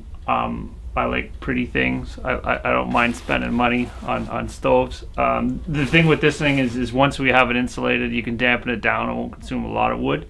Now, I know a lot of people were giving us flack for having our bonfire, but in reality, this stove actually takes 1 foot cuts. So like if you took a 1 foot, like less than a wheelbarrow full of wood should heat this cabin for more than a day. Like once you've got it insulated and closed up, because of the efficiency, because you can dampen the fire down once it's going. So your concerns about us burning brush is it's brush. It's garbage wood. It's soft wood. It has no economic value. It's not even worth cutting to dry, because this stuff that we're burning right now has been seasoned for a year. It's dry hardwood, so it carries a lot of energy in it. So when you burn it, you get a lot of output. So if we spend a day cutting up brush in just little small pieces and then dried it for a full year, it's not worth the money. It's bonfire wood, and we routinely do that in Canada here because we just have so much wood. It liberates the energy back into the atmosphere. I know carbon's got a bad name right now, but it's really food for trees. Burning wood is actually carbon neutral. Tree absorbs carbon to create the tree, and then you're basically burning it to release the carbon back in the atmosphere, and then the tree uses that carbon again to grow. So trees, basically, it's a renewable resource. It's carbon neutral. You're not releasing anything bad that's not naturally occurring anyways. If a tree rots in the forest, it's releasing CO2. This just does it a little faster, but in exchange, the trees are actually eating that CO2 to grow. So It's a special treat. Hot dogs and hot dogs. We even brought condiments. That's not a condiment. Kevin's bummed we didn't get mustard.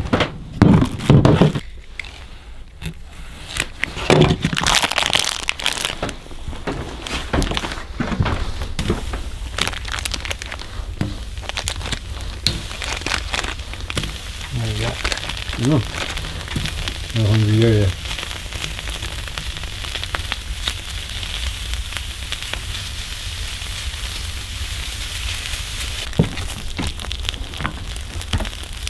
Ooh. That immediately stuck.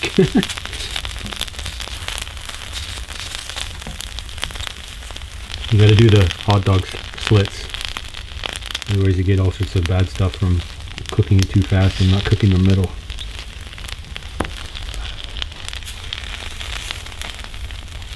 It's cool. I actually just saw a chickadee fly over the window there. They're like making a home, a forever home at that raccoon. it probably wants to have a hot dog. Ooh. I think that's done. I think these hot dogs are done too. Woo. Whew. You got something to flip these? To flip them? No, flip these. Here. Put it on the house plan. That was the template for when we were trying to figure out how to build this.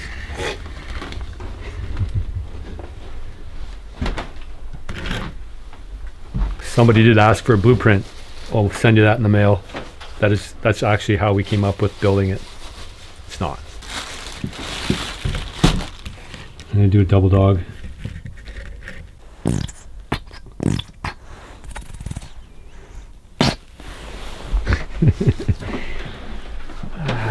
You gonna tell everybody what it tastes like? It tastes like burnt stove.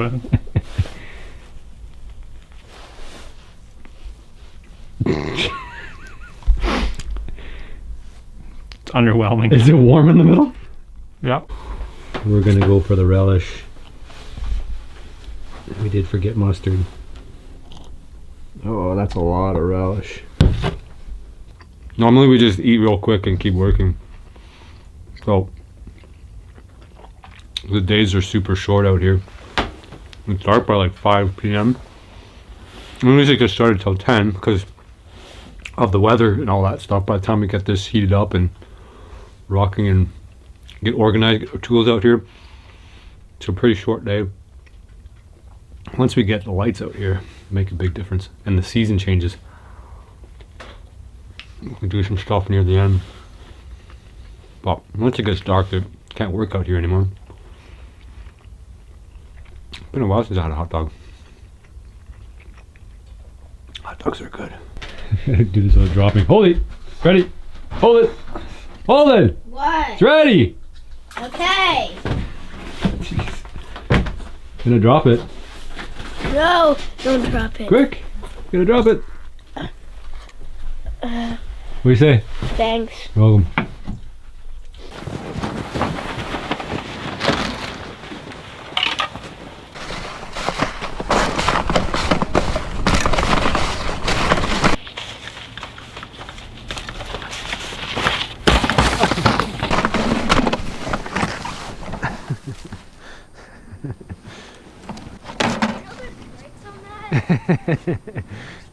Had to bail out. Well, you could have braked. It's too fast to brake. So we've got a special guest, not a special guest. This special guest was Marcus' special guest. You guys know him from the goose hunt. So he came in to have a visit and he's got a story to tell. So I'm gonna flip you guys over here right now. So you got a harness on and we're planning another hunt, aren't we? Yes, we have problem coyotes coming into a family member's farm. It's been taking baby goats in the spring. So before spring hits, I'd like to find out how many coyotes are actually running around in the bush just outside of the farm. So I've set up some cameras and I'm going to go check the footage and see if I actually caught some on those cameras. So first thing you did when you show up, like, why are you wearing a harness if you're checking your camera?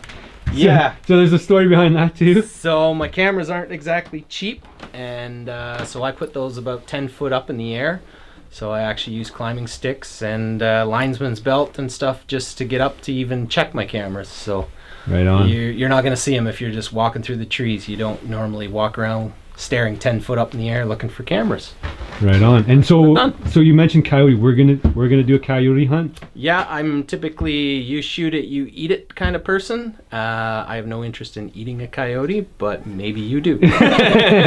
Well, if anybody knows my channel, you know I'll eat anything, so I'll give coyote a try. It's been on my list for a long time, so hopefully we get together doing one. I'm really looking forward to it for a while. And so Mark's doing some intel, trying to figure out where all the coyotes are at, and then we got to figure out how to do it from there. But we got something lined up. So what do you think of the cabin? I think it's beautiful. First look at it? Yeah, it's pretty amazing actually. I could probably live in this thing. Yeah, I think you could. Yeah, Easily. tiny house living Yeah, for sure. right here. Looks solid. Very solid. Meet spec. Yeah. Yeah. So Insulate it, you're gonna be good to go. sounds good, man. Thanks for showing up. Thanks for having a visit, and you'll have to let me know how the coyote stuff goes, and we'll get a plan on that. No!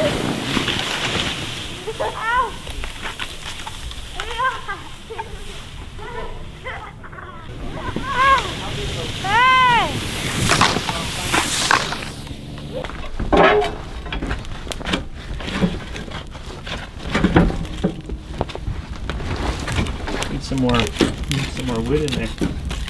Buckthorn is an invasive species, but it's got a lot of BTU and it grows really, really, really gnarly, and it's really, really hard. And the farmers hate it. It won't fit in the stove. Yeah, it's gonna be on fire soon. Oh, that'd be so awesome if that fit. Doesn't fit. Worth it.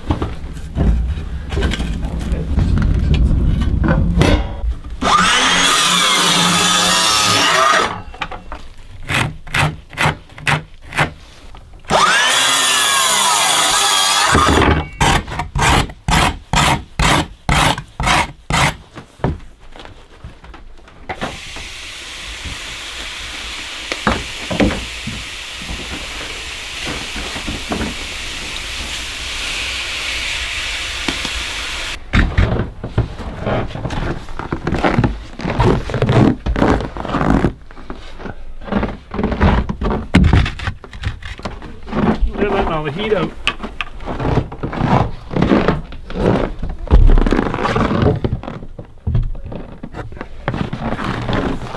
I'll give that a little shave, I think.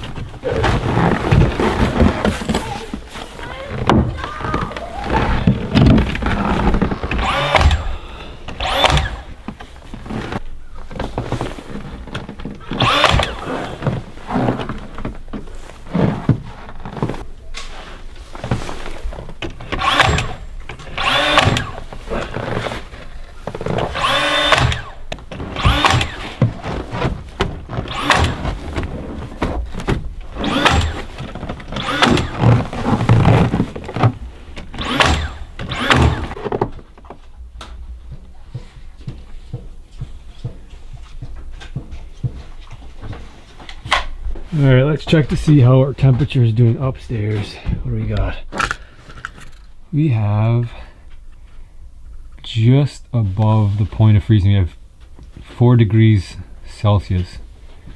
So we're getting there. We're not quite there. Obviously, we need a little bit more insulation in here, some thermal mass. But that's a lot better than outside. Remember, outside was minus 18. So big change. Show me your face.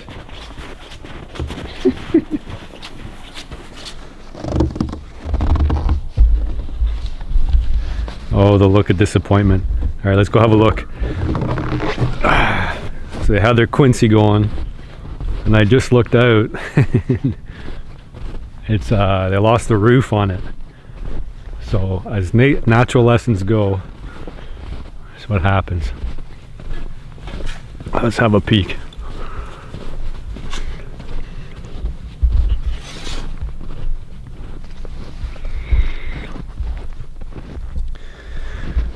So that's the edges. Yeah, I'll have a better look here. So that's the edges here. And then you got your roof over here. Whoa, there's no roof. The roof is down there.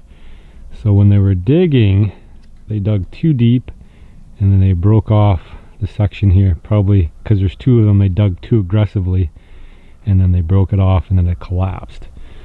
So that's what happens when you don't follow the rules of nature. So what they have to do now is restart. They got to make the pile again, and then next time they dig, they have to make sure they don't dig through. It looks like almost they dug through too deeply here. I didn't really give them too many pointers on how to do it exactly, so they're learning right now through trial and error. So I know Holden's pretty bummed out. That's usually what he does. He's got to go off on his own, think about it.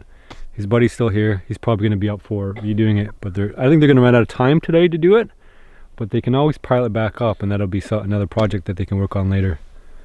So, lesson learned. You okay? I'm okay. He's coughing some junk up. All right, so see if we can get a round Holden up and see if he wants to tackle it again. Doubt it. Doubt it. I doubt it. He has to think about it. He'll come back around.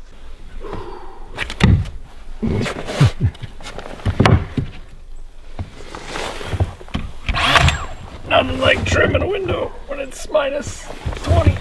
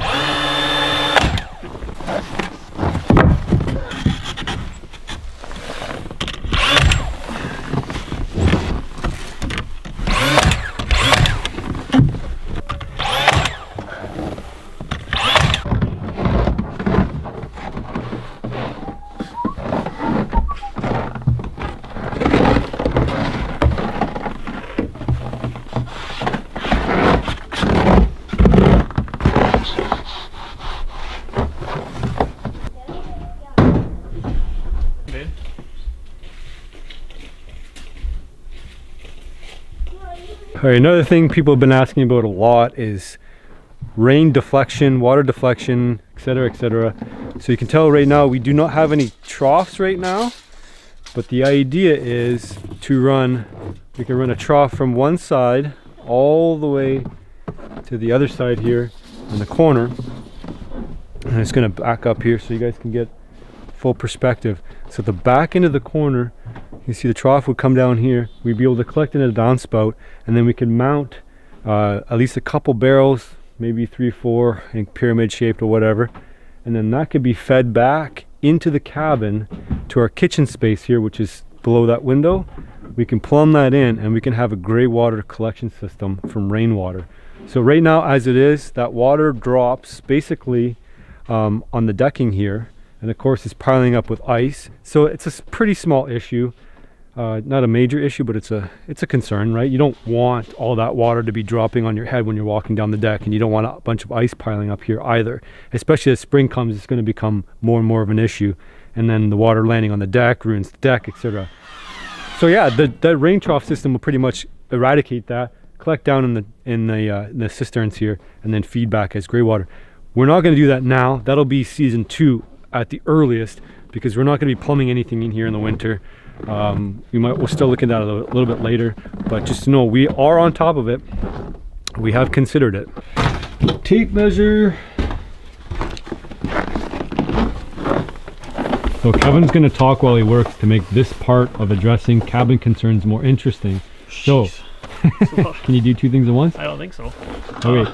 Are you gonna stain the deck? No. So, what's the worst case scenario? Is like the deck completely fails. How long is it gonna take us to replace the deck? I would say if it does, which it won't, an afternoon.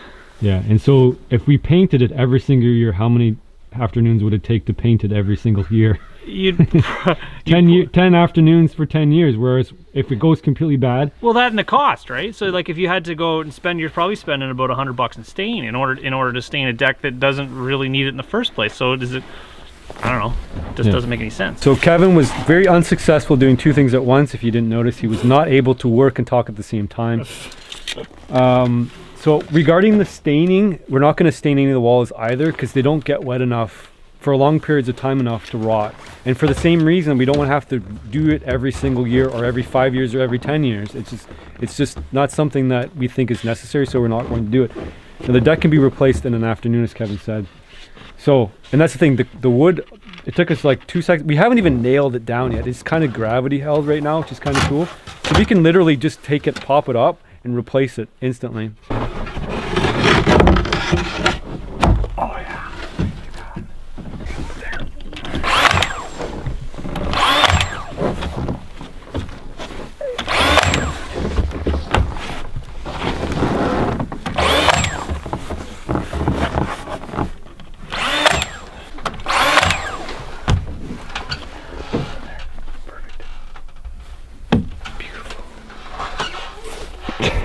Is that a piece of snow or wood? No, I think. Alright, so for antler handle door, we got to get rid of the brow tine here because it's obviously. Why don't we drill it into the wall? Let's drill a hole into the thing and allow it to hold on. Yeah, okay. So we're going to keep the brow tine on as an anchor point. So the brow tine's staying. We're going to drill a hole in there, and then we got to figure out a way to attach them. I don't want to cut any of the tines off, so I'm hoping what we can do is either bolt it in here somehow. The idea would be to drill it through the back, put a bolt in, epoxy it, and then it's all hidden. That's my vote. You got epoxy? No. No.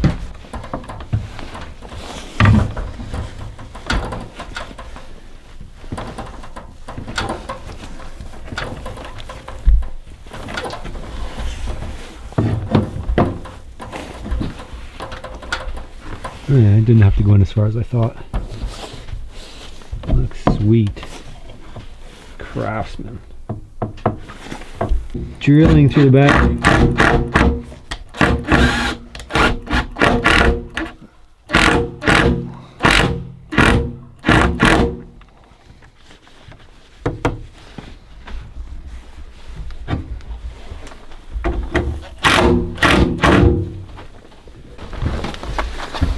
Alright, so all we've done so far is just drilled it through the back, and we're gonna probably give this like the test of time test. The test of time test is if it gets loose over time, like right now it's a little bit loose, it's not too bad, then we'll just pop it off, and like I said, we'll drill it out a little bit, and then we'll put recess a bolt in the back here and epoxy it, and then we'll get a nice tight grip with a washer and bolt and nut on the other side here instead of just that screw. I think over time it probably will loosen. Let's check it out. How slick does that look? Oh, it's already wobbly. Already wobbly. Well, this isn't permanent. We still gotta put. Well, this has got to get pushed out too, so that'll help. Right. We need a slightly longer screw too, so when we put that one in, we can actually put another hole in the face, and that'll allow it to not pivot down. Doing? Reading What are you reading? a bone book. What's it called? Bone? Bone book. Show me the front. Bone? Mm-hmm. It's like a series? Yeah. Yeah. How many of them have you read? All of them except for this one. Every single one except for that one? Mm-hmm. How many in the series? 7, I think. Yeah. So as our gift to the nature, hey, it actually looked like something jumped up here. That's weird. We're gonna leave some gonna leave some bread here for the birds. I've been enjoying our raccoon for a long time. That's our present to our longtime neighbors.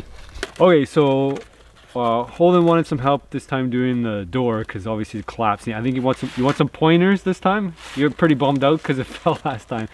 So I'm going to show Holden how I do it so that I can pass on my knowledge of the Quincy. We built a Quincy before. Yeah, but I was young. Like you were younger, so you don't remember? I was like 7 or 6. Yeah. We have a video about that, right? I think so. Yeah, way back. So you're probably too aggressive when you're digging, and if you're too aggressive when you're digging, the roof collapses. He thinks he wasn't too aggressive, but nature teaches you lessons, right? It's like you can lie to yourself and you can lie to everybody else, but you can't lie to the Quincy. If the Quincy fails, it's because you guys did it wrong. That's what you said before. That's what I said before, because it's true, right? I mean, you can lie to everybody, but if your Quincy collapses, it's your fault. It's nobody else's. It's not the snow's fault, and it's not nature's fault. So, how dare you, snow? How dare you? You can't blame the snow. All right, so I'll show you how I do it. Anyway.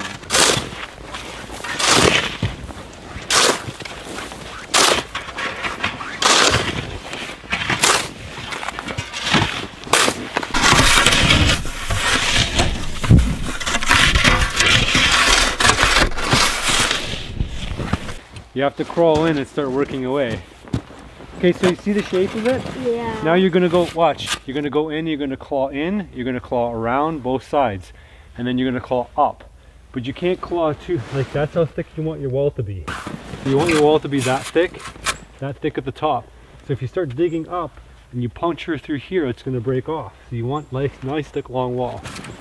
Okay, so you go crawl in. And you can dig with your hands too, if you need to. Come on in, bud. You can come in.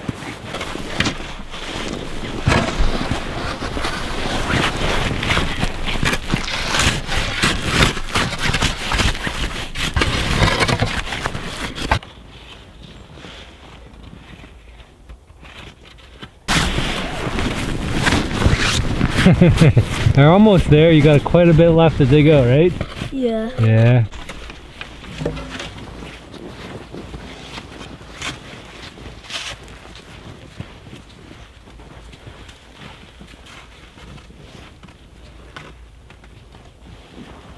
Okay, so I've done a good job, I think, of addressing legitimate concerns. These are concerns that came about through constructive criticism. So we've talked about that. I hope you guys are on board with all those things. But there's a couple other comments here that I'm going to share. And it's going to be the last time I'm going to share these types of comments or address them or entertain them in any shape or fashion on the channel. I may still answer the question if I think it's a legitimate question. If it's not, we are not going to be addressing them anymore. Okay, so these are 3 comments, bear with me. These are actual comments that were left by a single person on the channel over the course of the series. This person writes, there are building codes in this cabin will have all sorts of problems because they're doing almost everything wrong. And they are teaching 577,000 people to do the same mistakes. How can you say this is okay? Dislike. And then another comment, same person. You seem to have absolutely no idea what you are doing. You are just doing something. It is wrong. It is all wrong. And then the final comment, this is getting worse and worse. Guys never do this at home. They are not following any building regulations and they have no idea what they are doing. I'm not saying this to be mean, just to prevent others from doing all the mistakes that these guys are doing. Seriously, why would anyone build a whole cabin and not do anything properly? They must have done 0 research. So these types of comments, we're moving on from for the channel. I'm not even going to address them because they're not constructive at all. I've asked this person, what's the problem with the cabin? Give me a list of perceived defects, and I hear nothing back. So this person is not actually doing something constructive. And this is going to go for the whole channel moving forward. I'm not going to get bogged down in these little details and these people that are absolutely 100% not on the same page with anything that we're doing. And I might spend a lot of time and energy trying to bring them back into our tribe, into our group, and what it is that we're doing, but that would be a waste of time. So I've listened to you guys. There's a lot of people out there who said just ignore the haters, ignore the haters, ignore the haters. There's people who just don't like what we're doing for one reason or another, and they're never going to come around. I mean, look what we've built here. We've built this from scratch, from nothing. And then just to make comments like this is completely unhelpful, non-constructive. It's just, I can't wrap my mind around where these people are coming from, and I guess that's why I used to care about them. My brother's obviously come on board with this, and this person's really driving my brother nuts, and I'm like, dude, I have 5,000 other comments in a little folder that YouTube has protected me from, and for various reasons, usually foul language, etc. So I've been talking to TA Outdoors quite a bit. That's Mike. You're probably subscribed to him as well. He's got a much bigger channel than I do. I think 700,000 subscribers. And him and I have been talking about the community, which is YouTube. And we've talked about the outdoors community, and we've talked about how all these things are falling into place, and what it is that we can do to make the community better. And one of those things has been to be more positive and to bring a more positive atmosphere to what it is that we're doing. And as you know, I do things that are sometimes right at the edge of what could be considered cool by most people, you know, pushing the envelope as far as what's okay, not ethically, not legally, but just like what's kosher with most people as far as, like, you know, hunting certain specific animals. So what we're going to do this year is we're going to focus on doing it positive. So Mike's going to on board with this with me. I've talked to other YouTubers, and some of them are on board with me, some of them are not. But we're going to go our own. We're going to make and build a positive outdoor community moving forward, and it's going to start with this video. I've already addressed it before in some other videos, but from right here on out, we're not going to be talking to those people anymore. They do not want to be part of our tribe. They do not care about what we're doing, and that's okay. So what I'm going to do is I'm going to invite other YouTubers in who want to be a part of this positive community, and there's quite a few of them out there. Some of them are into hunting, fishing, canoe camping, tripping, and all those other things. If they want to be a part of this group, they're more than welcome to. If they do not want to be a part of the group, then they'll have to find some other place to be. So you'll see those YouTubers come on board too as we move forward. You know, I've got a list of people already that are on my tribe, and you'll see that down below or onto the right hand side. Usually my tribesmen, tribespeople, they're listed there. Those are the people who are on board with what we're doing, and you can expect us to do future collaborations with them. And then there's a whole other group of people who just are not interested in what we're doing, and they never will. And that's okay, because they've got their own thing going, and for whatever reason, we're not going to be involved in that. So this isn't slinging mud. It's just like, you guys have told me over and over again, there's people who are really cool with what you're doing, and there's people that aren't really cool with what you're doing. So what I'm going to do is I'm going to build a positive community and tribe around that. And we're going to extend not just our tribesmen here, but into a wider YouTube community tribe. So you're going to see that. And I hope I do that properly. I'm going to really work hard on building our community up better and our people up better. And I think that starts with just ignoring all the other people that they just can't get. They can't understand what we're doing here. I hear my niece outside. I think she wants to come in. Lena, you want to come in? She's like, "What's up, Daddy?" Hi. Come on in. Come on in. It's nice and warm. Who's that? Who's that person right there? That's Uncle Chris. Who's that? Who's that a picture of? Lena. Yeah, that's Lena. You wave. You can wave to yourself. Hi, Lena. Is that cool? That's the camera taking the picture of you right now. You want to say hi, everybody? There's people watching you all over the world right now. Say hi, everybody. That doesn't make sense, does it? Hi. Does it make sense?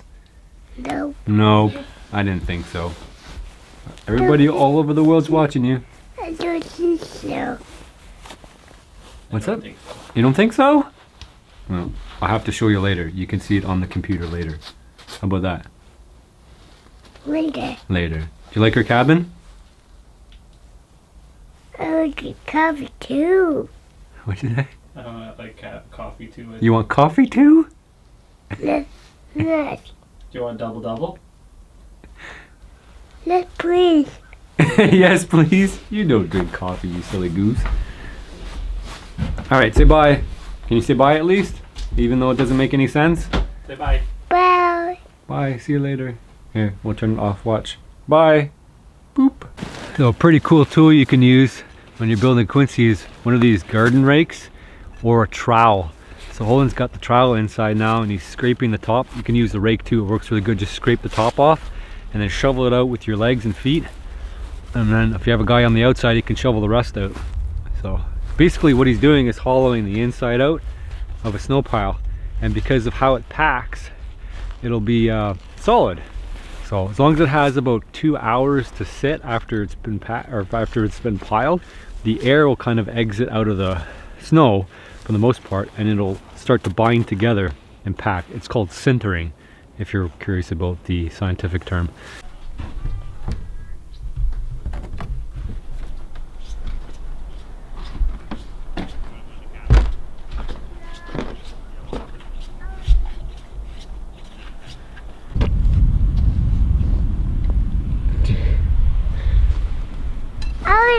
So, Are you stuck? get up. We're gonna pick you up. Ready? 1, 2, 3, go. Up. Tissue. What'd you say? Thank you. You're welcome. I got no pits. You got snow pants? I got no pits. No, look on two pits. I look on two pits too.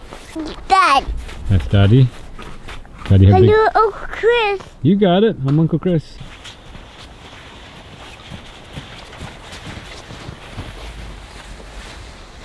I got booger. You got a booger? Booger sticker. Yeah, everybody gets boogers in the winter. Booger face. Put down. Put down here. Put down stick.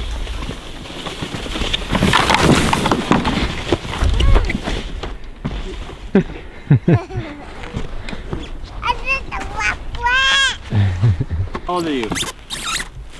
A two. You're 2, eh? A two. Hello, two.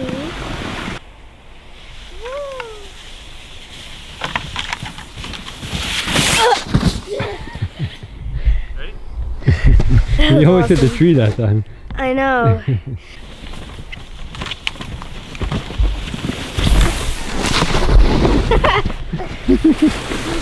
I want you.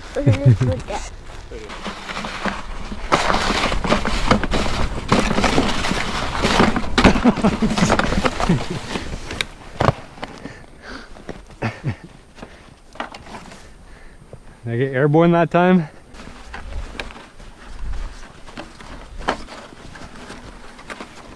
So you're gonna have to stay tuned for season 2 when we actually start working on the inside of the cabin. We've got lots of things planned. We have power coming. We have a sponsor for that too. So we have to get in here. We have to wire it all together. We have to insulate it. We have to finish the walls. To finish the interior, we have to get lights in. We have to get our kitchen in. We have tons of work left to do.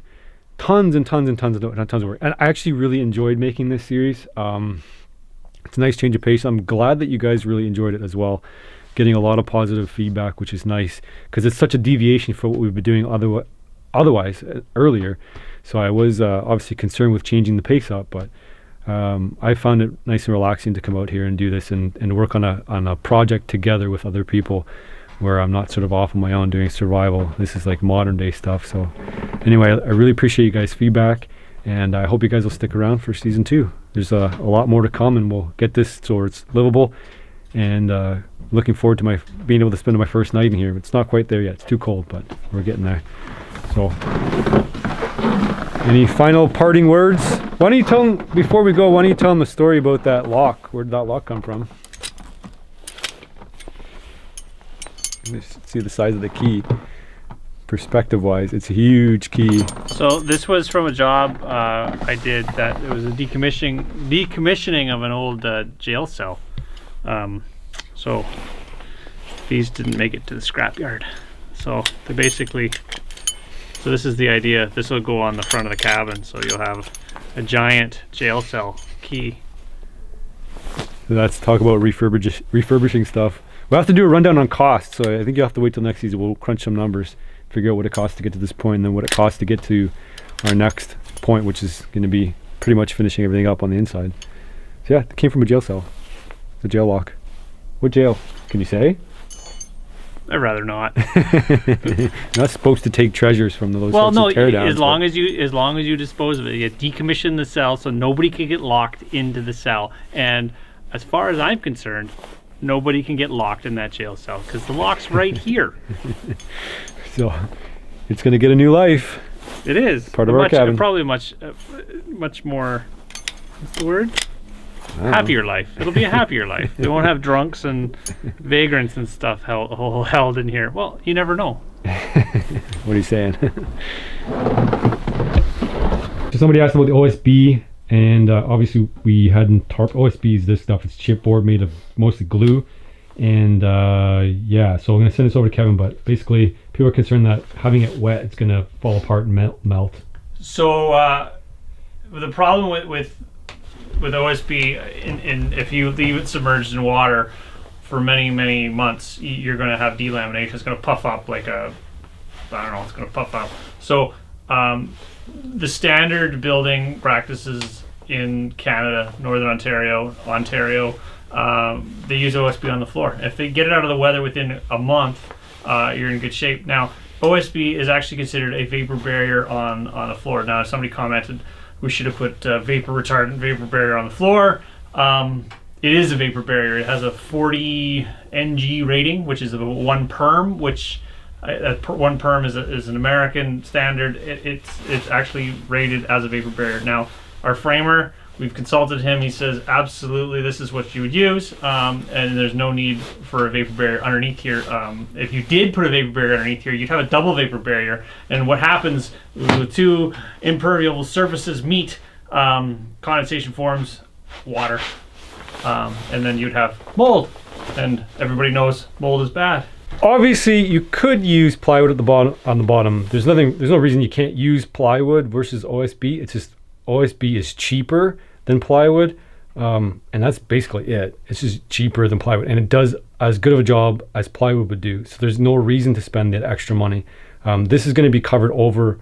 Again, this is only a subfloor, so we're going to put another floor on top of it, which is going to basically carry our weight and load, and then we're not going to have any issues with whatever it is underneath here. So basically, it's been addressed. So there's a little bit of moldy wall here. This is what you call this like surface mold. So this is because when you had stickered it, Kevin had put plastic over top, and it didn't breathe very well. Kevin says he's going to do a demo here. So he's going to do what's called mold removal or mold mitigation. Remediation. You pay a lot of money for this normally. So we could like take a sander, sand it all off and make it all airborne and make it disappear. But as far as building practices go, you kind of, there's mold everywhere, all over the world, on all the trees and everywhere. It only becomes a problem when it's airborne for long periods of time. So you can put your face up there and you can breathe that and you're not going to die, unless you have mold allergies. So we probably aren't going to do too much with any of the mold that's on these couple 2x4s that we have scattered around the building, because it's not an issue. It's not going to be in our airspace for long periods of time. It's going to dry out solid and it's going to die, and the only thing that's going to be left is these little spores here, and you can sniff your fingers like that and it's not going to bother you unless you have a really bad mold allergy. So really, it's just, now at this point, it's just kind of staining. Do you have any concerns about mold? I don't. Put your nose in there and sniff it just to prove to people that you're not going to die. What does it smell like? Does it taste good? It's like moldy cheese. Penicillin. Like I think they just cured everything that ailed me. Yeah. It's a fractional issue. It's like, I think if it was in an attic for like years and years and it was like a moisture tank. But again, if it's in your attic, it's not in your house. It's no. not. It only because the problem becomes airborne. Well, if it's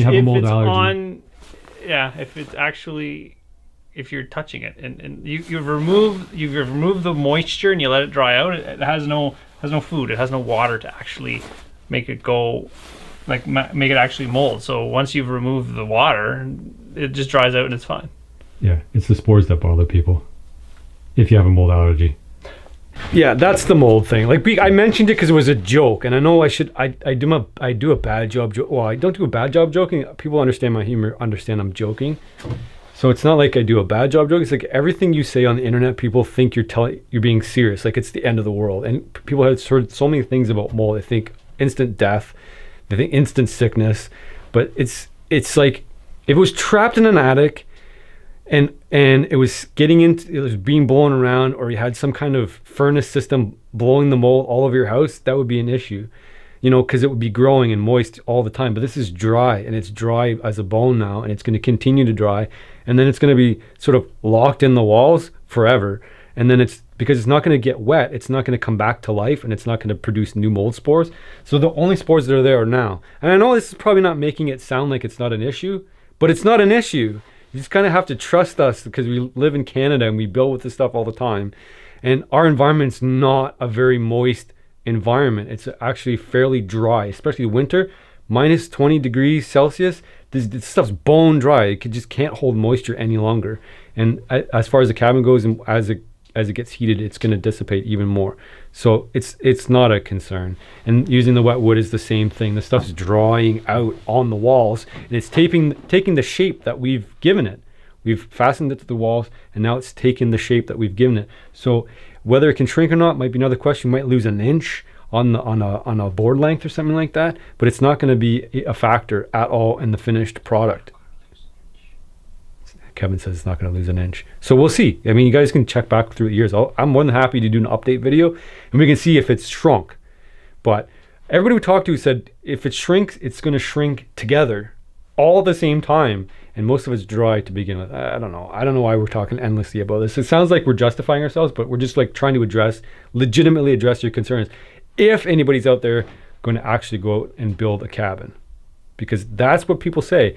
Like, well, you have to make it like, you know, somebody might actually go out and build these things, so they might build it wrong and then they might die. Well, okay. I guess I get your point. I don't really, but I guess I get your point. I mean, we're doing things properly for our area and what will work here. You getting tired of justifying yourself? You want to keep going with this theme? Sure, let's keep going. So somebody mentioned something about you have to peel your logs in order to avoid having bugs and whatnot in your cabin. Now, we have wood above our head right here. Now, if I was a bug, I probably wouldn't choose this location to live. You can see we've shaved off one side and we've left live edges on both sides. So this is a bark. It's open on the top and open on the bottom. Now, if I was a bug, would I choose to live behind this bark? I don't know. If I lived there before and then I got put into a building, I'd probably move out pretty quick. Why wouldn't you want to live in somebody's bark inside somebody's house? I don't know. Does it seem like a good place to hang out? Not like it's exact. Like if I saw an ant, or we don't have termites, so if I saw an ant and it was sitting under the bark, I'd probably hit it. If mosquitoes came out, I'd probably hit them again. Again, it's not a very great location. There's no water for them to eat. They probably move out relatively quick. Yeah, I agree. We're gonna, you know what? In the springtime, we might have giant ants, and Chris will eat them. I'm not gonna eat the ants. I might eat the ants. So the same thing here in the walls. Like there's really no space in there for a bug to live and hang out in that little area there, and there's no moisture in there. So it's like, no, it's not really a concern to us. Get out of my picture for a second. Gotta get a thumbnail. Ah, that stupid ladder's in the way.